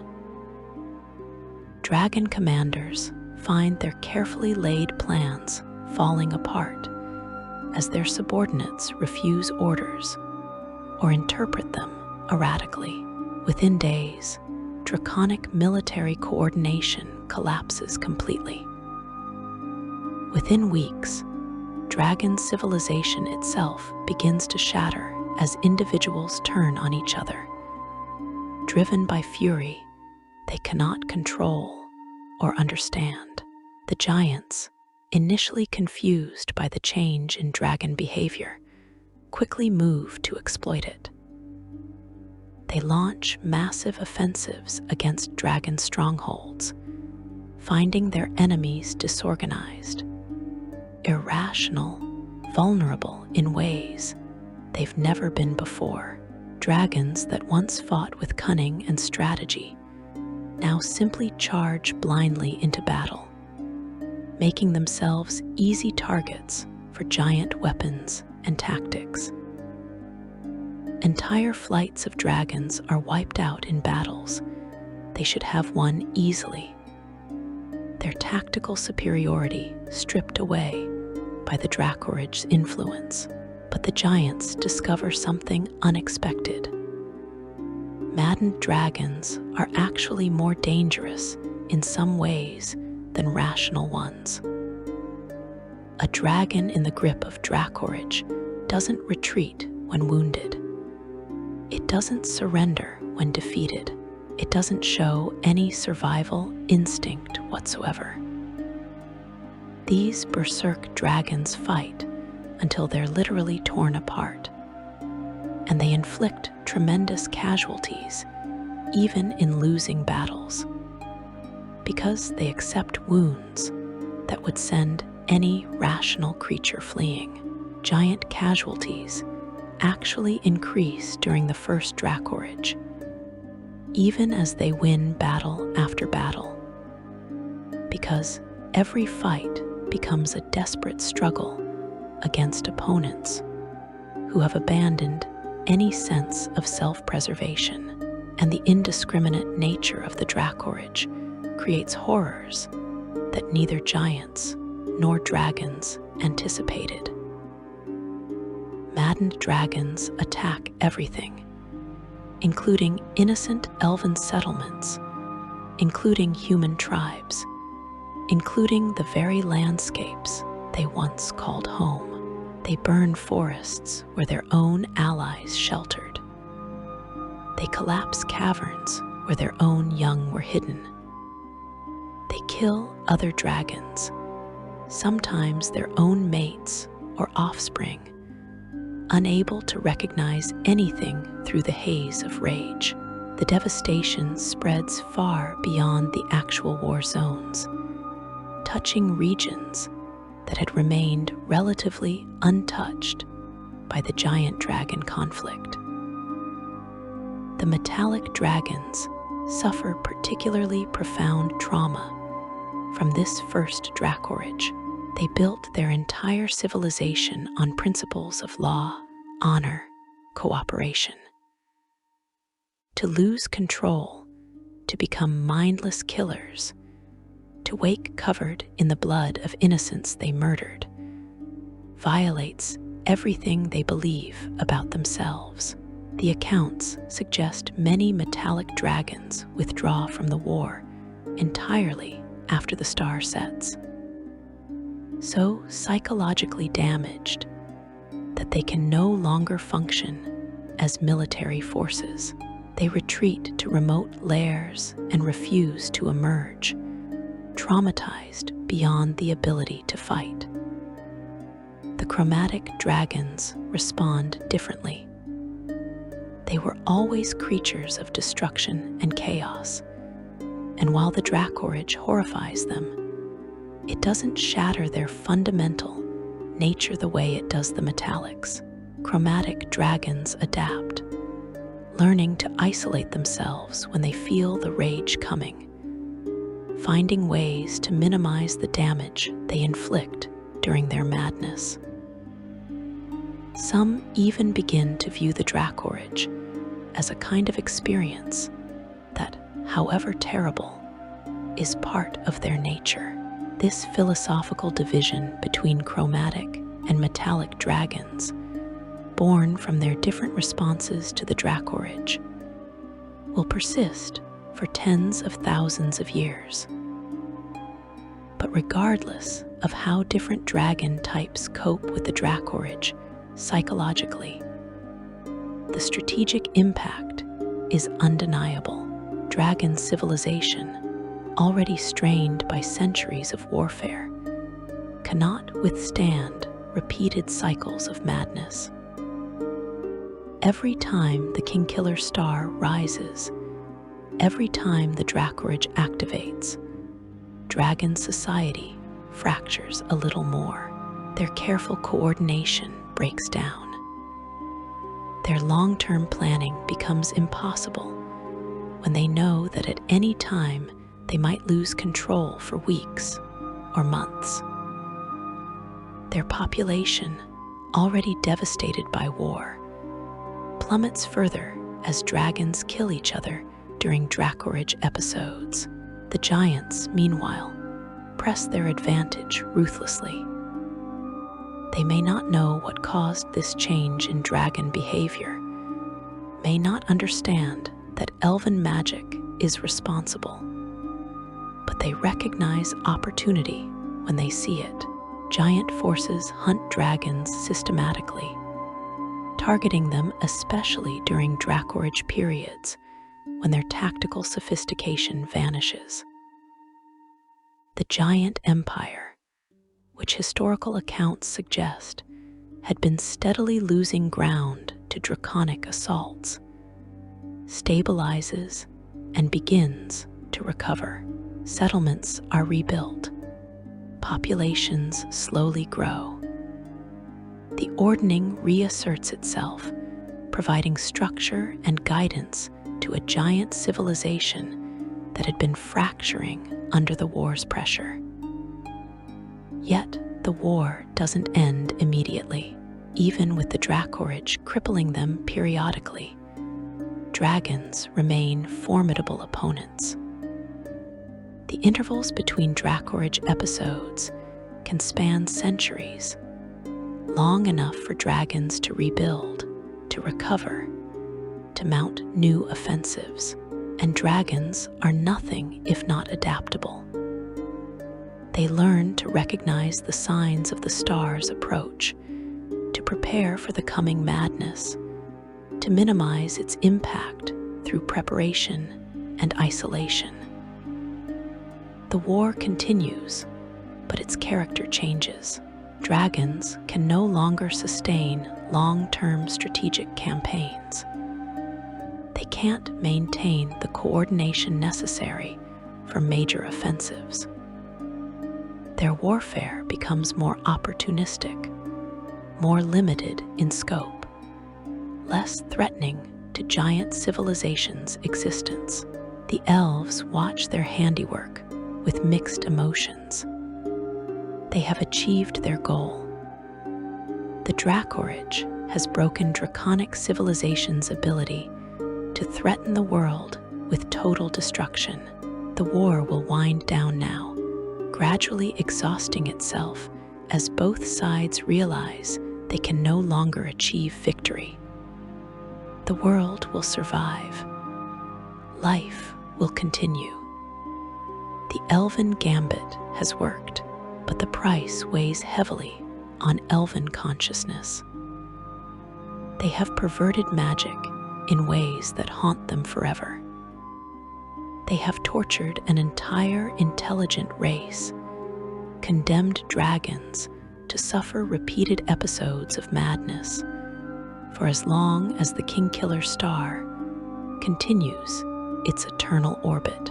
The debates that followed this decision, recorded in Elven histories, show deep divisions. Some elves argue that the dragons deserved this fate, that their war threatened all life and had to be stopped by any means necessary. Others believe the elves committed an atrocity, that nothing justifies the kind of magical violation the Dracorage represents.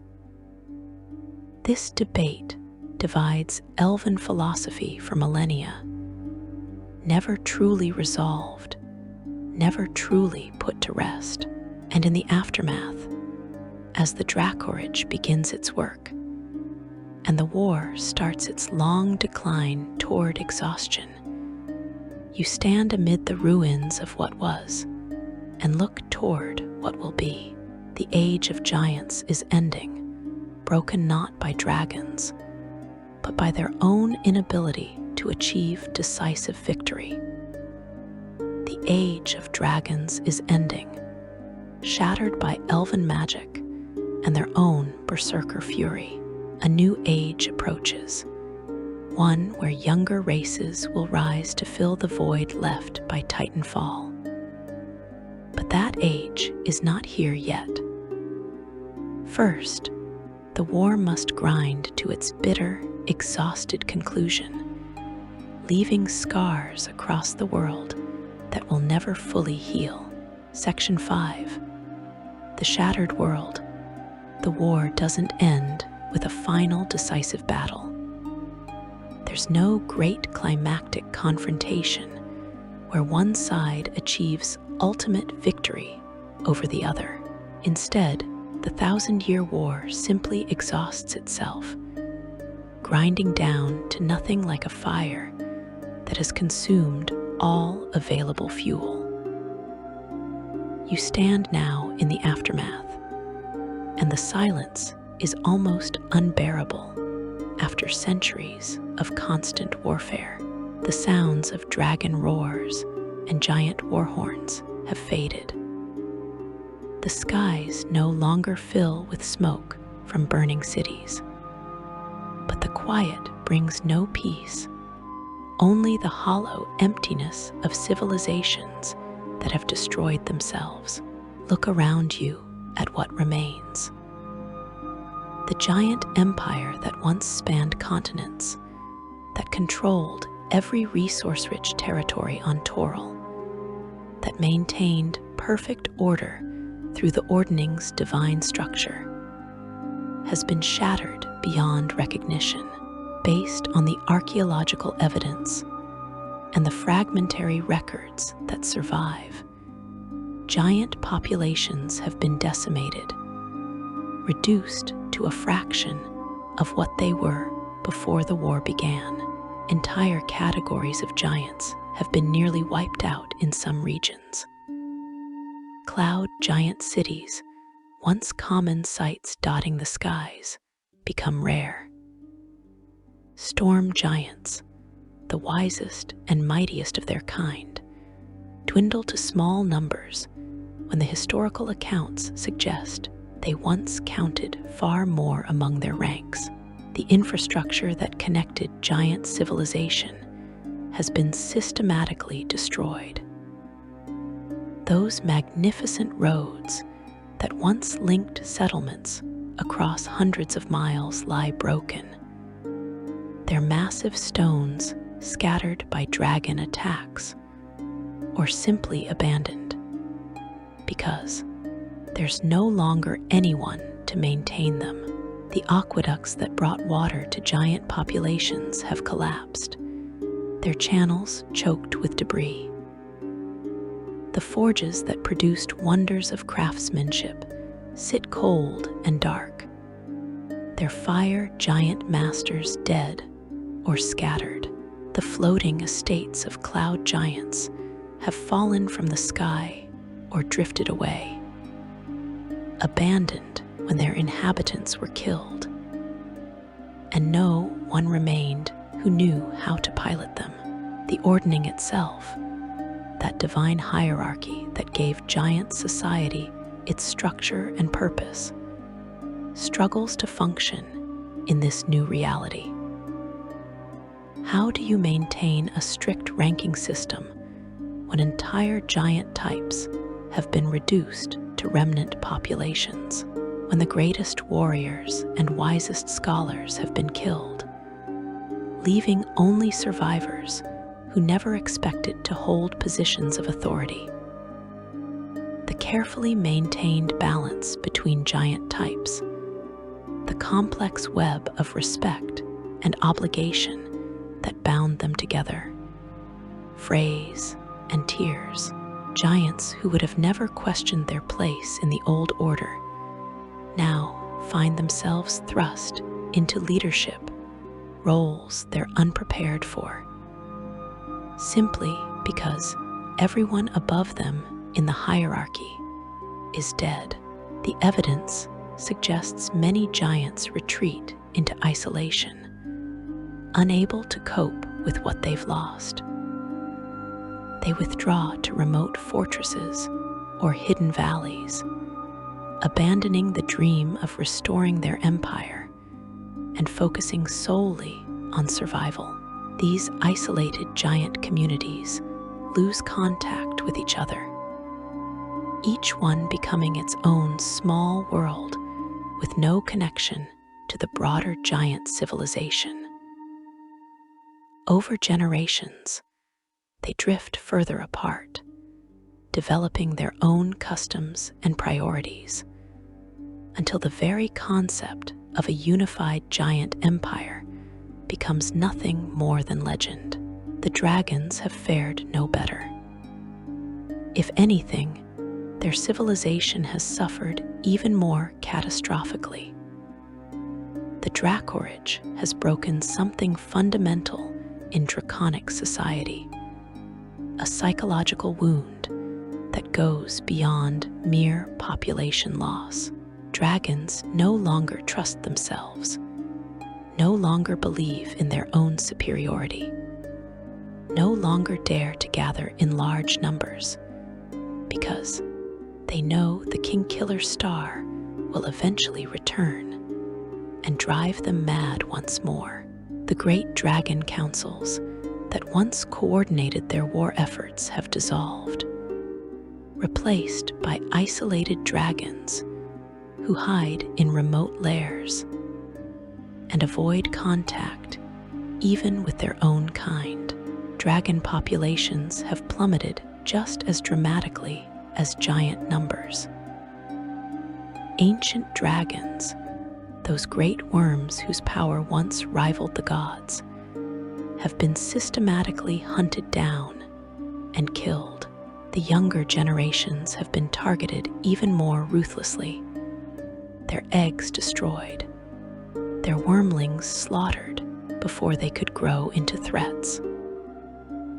The historical fragments suggest entire draconic bloodlines have gone extinct, their unique magical abilities and accumulated knowledge lost forever.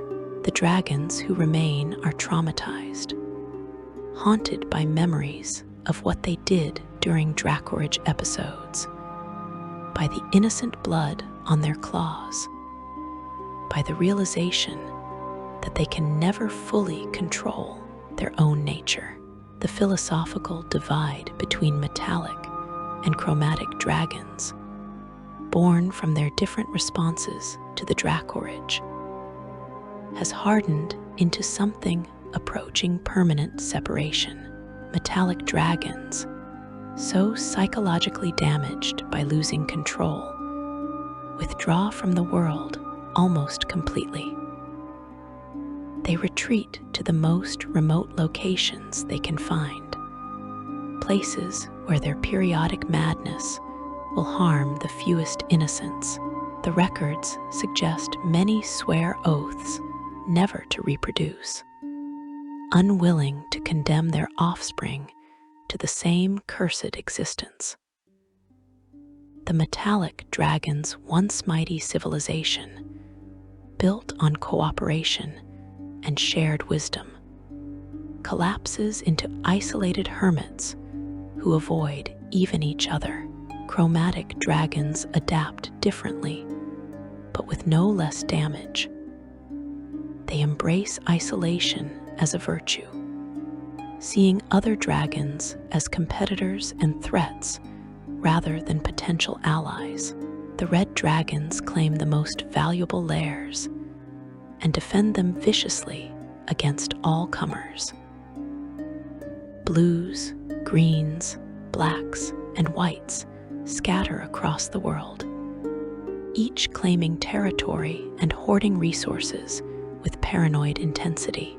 The chromatic dragons maintain their numbers better than metallics, but only because they're willing to sacrifice everything else, including any pretense of civilization or cooperation, to survival. And caught between the ruins of these two collapsed civilizations, the younger races begin to stir. The elves, who precipitated the war's end through their creation of the Dracorage, emerge from their hidden sanctuaries to find a world transformed. The giants who once dominated everything are now fragmented and weak. The dragons who once filled the skies are now rare and reclusive. For the first time in history, the elves can expand beyond their forest strongholds without immediately confronting superior force. They begin building their own empire, spreading across territories that giants once claimed, establishing settlements in places that dragons once considered their exclusive domain.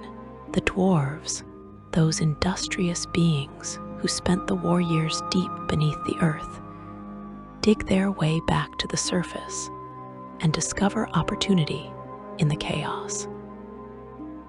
Giant fortresses stand abandoned, filled with treasures and weapons and knowledge that the dwarves can claim. Dragon hordes lie unguarded when their owners fall to the Dracorage or to giant hunters. The dwarves begin their own expansion, carving kingdoms from stone, establishing trade networks that connect their underground holds, building a civilization that will eventually rival what the giants and dragons once possessed. Even humans, still primitive by the standards of older races, begin to spread and multiply in the power vacuum left by Titanfall.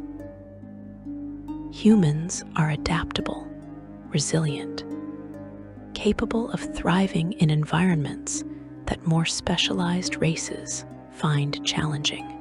They settle the marginal lands, the places too broken or too dangerous for elves or dwarves to bother with. They learn from the ruins left behind, studying giant architecture and dragon magic, incorporating those lessons into their own developing civilization. Humans remain weak compared to the older races, but they're growing, spreading, preparing for the day when they'll claim their own place among the world's dominant powers. The world itself bears scars that will never fully heal. Entire regions have been rendered uninhabitable by the war's devastation. In the far north, battlegrounds where frost giants and white dragons clashed for centuries remain frozen wastelands where nothing can grow. The ice there is mixed with blood and bones, preserved perfectly in the eternal cold, testament to the scale of slaughter that occurred. In volcanic regions, ancient giant forged cities stand as hollow shells, their populations gone, their fires extinguished, surrounded by fields of cooled lava that once flowed freely during the battle's height. Mountain ranges have been reduced to rubble in places, their peaks shattered by dragon breath and giant siege weapons. The debris fields stretch for miles, creating new geographical features that persist to this day. Forests that stood since the world's creation are gone, burned to ash and never regenerated. In their place, deserts spread, or poisoned marshlands, or simply bare rock where nothing will grow for thousands of years.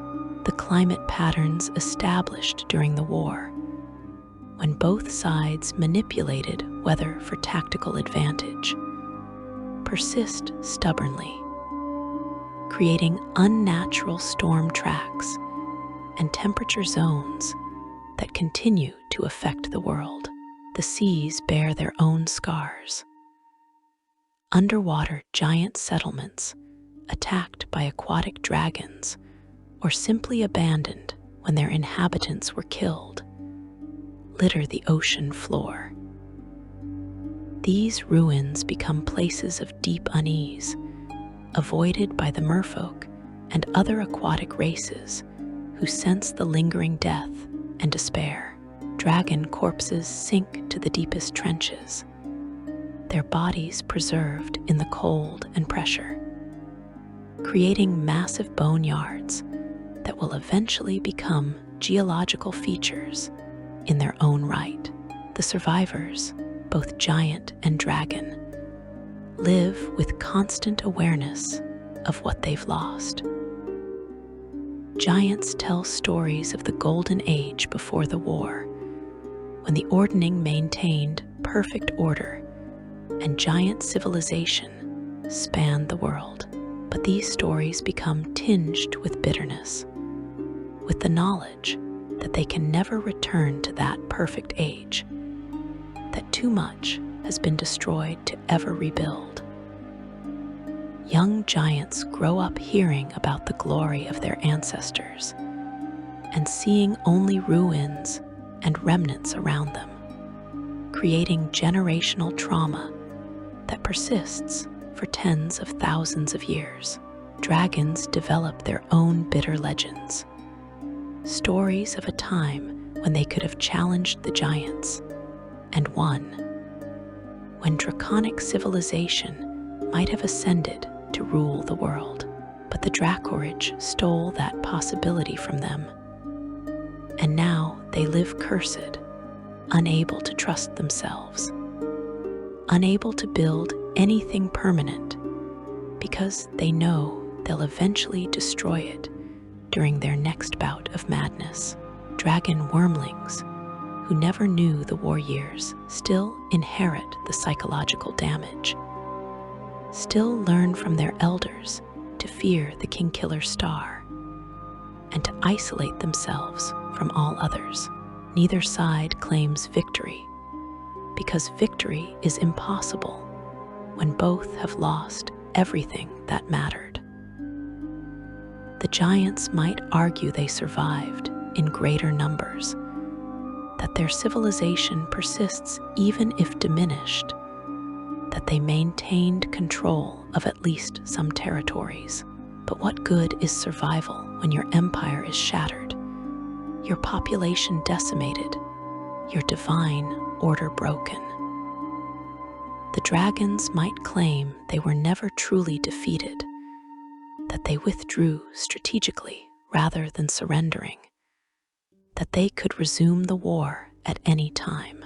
But such claims ring hollow when draconic civilization has collapsed completely. When dragons hide in remote lairs, rather than claiming the territories they fought so hard to win. The truth that neither side wants to acknowledge is that they destroyed each other.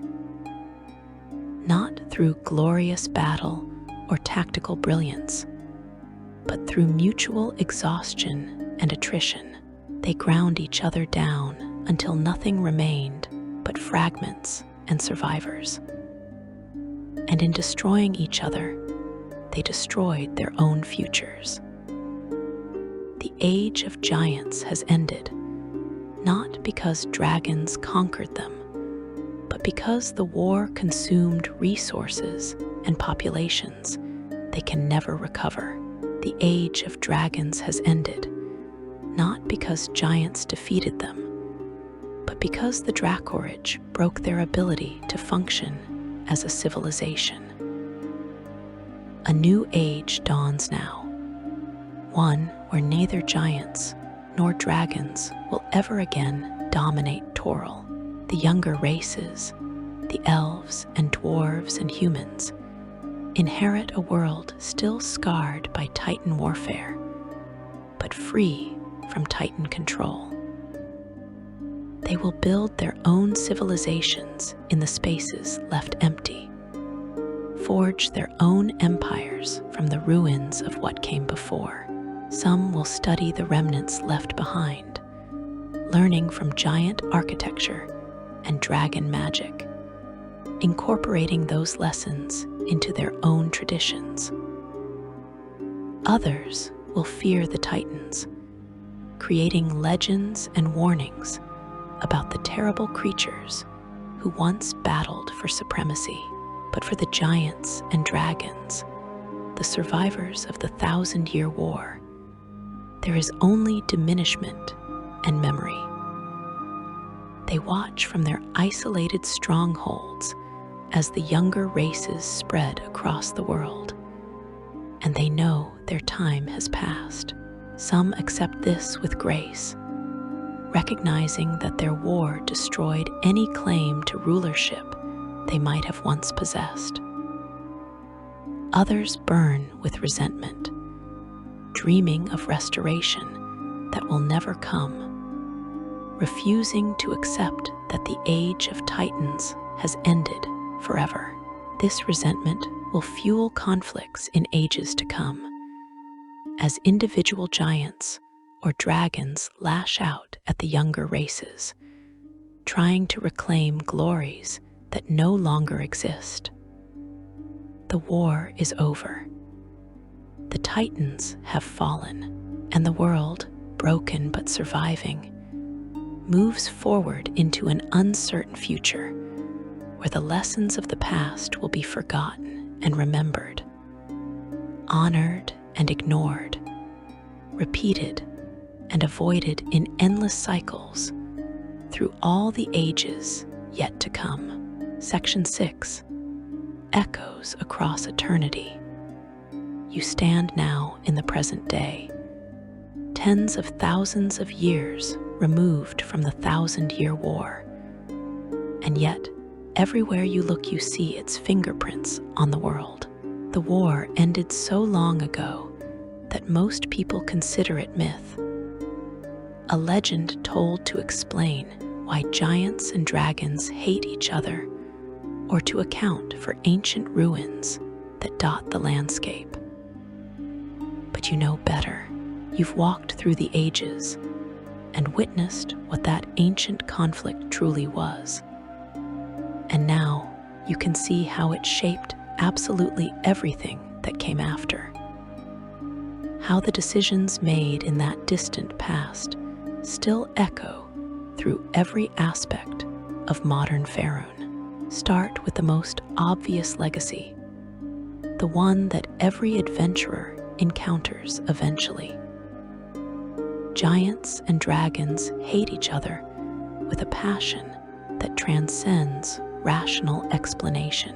If you've ever wondered why a storm giant will drop everything to hunt a dragon that strays into their territory, or why an ancient gold dragon will assist giant slayers, even when those giants posed no direct threat, now you understand. The hatred runs deeper than individual grievance. It's ancestral, woven into the very nature of both races through millennia of warfare and suffering. Modern giants grow up hearing stories of the glory days before the war, when the Ordning maintained perfect order and giant civilization ruled the world. The accounts preserved in giant oral traditions speak of dragon betrayal, of Uvarand's destruction, of countless atrocities dragons committed during the war. These aren't abstract history lessons. They're personal, passed down through generations with the intensity of fresh wounds. A frost giant warrior hunting dragons today isn't just seeking glory or treasure. That giant is continuing a war that never truly ended, avenging ancestors who died tens of thousands of years ago, maintaining hatreds that have become inseparable from giant identity itself. Dragons carry their own bitter memories forward through the ages. Dragon wormlings hear tales of when dragonkind might have ruled the world, when they challenged the giants and came close to victory before the elves intervened with their cursed Dracorage. Every dragon knows the legends of the great worms who fell during the war, stories passed down through draconic oral tradition. And every dragon lives with the Dracorage shadow, knowing that when the king-killer star rises, they'll lose themselves again, become the monsters that giants always claimed they were. This mutual hatred has shaped conflicts throughout all the ages since the war ended. When humans began building their own civilizations, they quickly learned that employing giants meant making enemies of dragons, while befriending dragons meant risking giant wrath. The historical records suggest entire human kingdoms have been destroyed simply because they chose the wrong side in the ancient rivalry, becoming collateral damage in a conflict that predated human existence by tens of thousands of years. The kingdoms that survive learn to navigate carefully between the two races, never committing fully to either, always maintaining enough distance to avoid being crushed when ancient hatreds flare into violence. The physical scars of the war remain visible across Faerun for those who know what they're looking for. That strange desert where nothing grows, where the ground itself seems dead and poisoned. It could well be a battlefield where dragons and giants clashed so intensely that they killed the land itself. Those mountains with the oddly broken peaks, shattered in ways that natural erosion doesn't explain.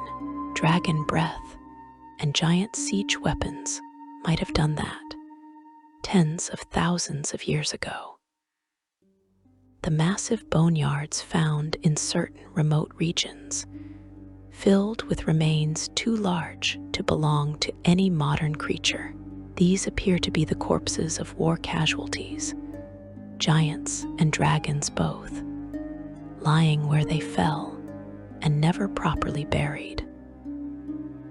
Archaeologists and treasure hunters who brave ancient ruins sometimes find artifacts from the war, and these discoveries can reshape entire fields of magical study. A fire giant weapon forged specifically for dragon slaying, its enchantments still functional after all these millennia, represents craftsmanship that modern smiths struggle to replicate. Dragon scales preserved in ice from some long ago battle, still potent with magical energy, become invaluable components for spell research. Giant architectural techniques discovered in ruined fortresses inspire new construction methods. The war may have ended, but its material legacy continues to influence and enrich the younger races. But some legacies are darker, more dangerous. Vanandad, that massive adamantine construct the fire giants built as their ultimate weapon, was supposedly destroyed or lost during the war's final years. Yet rumors persist of pieces surviving, scattered across the north, each fragment still thrumming with ancient power. The events chronicled in some recent adventures suggest that attempts to gather those pieces and restore the construct remain a genuine threat. Because even in the modern age, even after all this time, Vanandad's reactivation could threaten entire regions. The war created weapons and magical effects so powerful that they remain dangerous tens of thousands of years later. Sleeping threats waiting for someone foolish enough to awaken them. The Dracorage itself continues to shape draconic society in profound ways. Every time the Kingkiller star rises, every time dragons across the world lose themselves to magical madness, the younger races are reminded that even the mightiest dragons cannot fully control their own nature.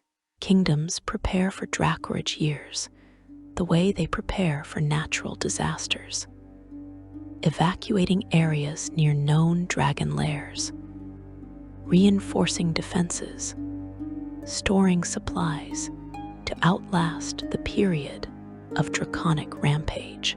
The elven creation that ended the war becomes a recurring catastrophe that the entire world must endure. And the dragons themselves, in their lucid moments between Dracorage episodes, struggle with the philosophical implications of their curse. Some chromatic dragons embrace it, viewing the madness as part of their nature. Others, particularly metallics, view it as the ultimate humiliation, proof that they can never be trusted, never be truly safe to be around. This division has prevented dragons from ever rebuilding the kind of civilization they once possessed. They remain isolated, solitary, unable to trust even themselves enough to commit to anything permanent or cooperative. The younger races have built their entire world on foundations laid by giant and dragon conflict. The power vacuum created by both races' decline allowed elves, dwarves, and humans to rise. If the war had never happened, if giants still maintained their empire and dragons their coordination, the younger races might still be primitives hiding in the margins, irrelevant to world events. In a very real sense, modern civilization exists because the Titans destroyed each other. Every human kingdom, every elven realm, every dwarven hold stands on ground that was once contested by giants and dragons, and is now available because both races were too exhausted to maintain their claims. This creates a complex dynamic in modern times. The younger races owe their ascendance to the war, but they also live in constant awareness that individual giants and dragons still outclass them in raw power. A single ancient dragon can devastate an entire province if motivated to do so. A storm giant, if roused to anger, can call down lightning that shatters armies. The Titans may have fallen as civilizations, but as individuals, they remain apex predators, forces of nature that humans and elves and dwarves can barely challenge even with all their accumulated magic and technology. Some giants dream of restoration, of gathering their scattered people and rebuilding the empire that once spanned continents. These dreams occasionally manifest as actual attempts, giant leaders who try to unite the various giant types under the Ordning's banner once more. But these attempts invariably fail. Too much time has passed. The giant types have drifted too far apart. The old hierarchies no longer make sense when populations are so diminished and scattered. And always, the memory of the war lingers. The knowledge that the last time giants united for a common purpose, it led to centuries of devastation that nearly destroyed them completely. Dragons face similar struggles. Every few centuries, some visionary dragon proposes reuniting dragonkind, forming councils and alliances like the ones that once coordinated efforts against the giants. And every time the proposal fails, dragons have learned isolation too well. They've internalized the Dracorage's lesson that gathering in groups only means more casualties when the madness takes them. The chromatic and metallic divide has hardened into something approaching separate philosophies, each side viewing the other with suspicion. Dragon civilization remains shattered, and most dragons have accepted that this is their permanent state. Yet, the war's legacy isn't entirely negative. The conflict proved that even the mightiest civilizations can fall, that nothing is permanent, that power alone doesn't guarantee survival. This lesson has shaped how the younger races approach their own empire building. Human kingdoms that study history understand that overextension and endless warfare lead to collapse.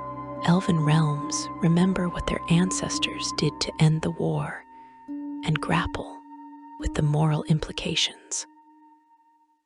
Dwarven holds, always pragmatic, see the giant ruins and dragon boneyards as object lessons in why you build to last rather than building to conquer. The war also demonstrated the power of strategic intervention, how a third party with the right tools can reshape conflicts they're not directly part of.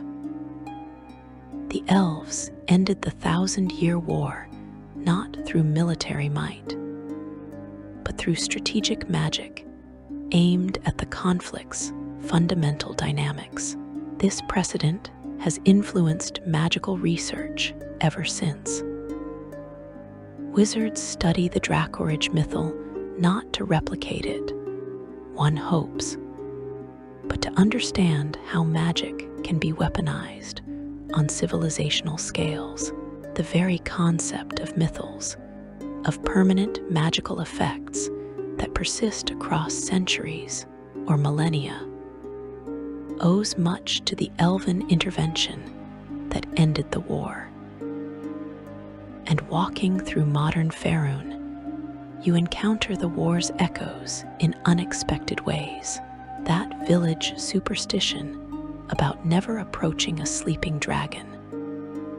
It likely dates back to war-era wisdom about avoiding dragon lairs. The giant runes occasionally found carved into ancient stones, often mistaken for decorative elements. They could be warnings or territorial markers from when giants controlled those regions. The traditional enmity between red dragons and fire giants, more intense than the general dragon-giant hatred. It appears to stem from specific war-era conflicts, where those two types clashed most frequently and brutally. Bardic songs and legends preserve fragments of war history, though often garbled and confused after passing through so many generations. You might hear a tale about a mighty warrior who slew dragons, not realizing you're hearing a distorted echo of legendary giant champions whose names have been lost to time, or a song about a golden city that fell from the sky, which is actually remembering Uvarand's destruction, with details changed by countless retellings. These legends keep the war alive in cultural memory, even when the specific details have been lost or transformed. In the deepest dragon hordes and the most ancient giant vaults, records from the war era still exist. Written accounts, carved testimonies, preserved memories of what actually happened during those terrible centuries.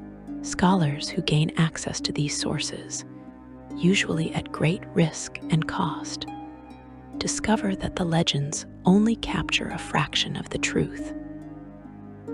The the real war appears to have been simultaneously more brutal and more complex than the simplified tales suggest, filled with moments of unexpected mercy and incomprehensible cruelty, with heroes on both sides and villains wearing both scales and skin. The 1,000-Year War ended roughly 25,000 years before the current Dale reckoning. Give or take several thousand years based on the uncertainty in dating such ancient events.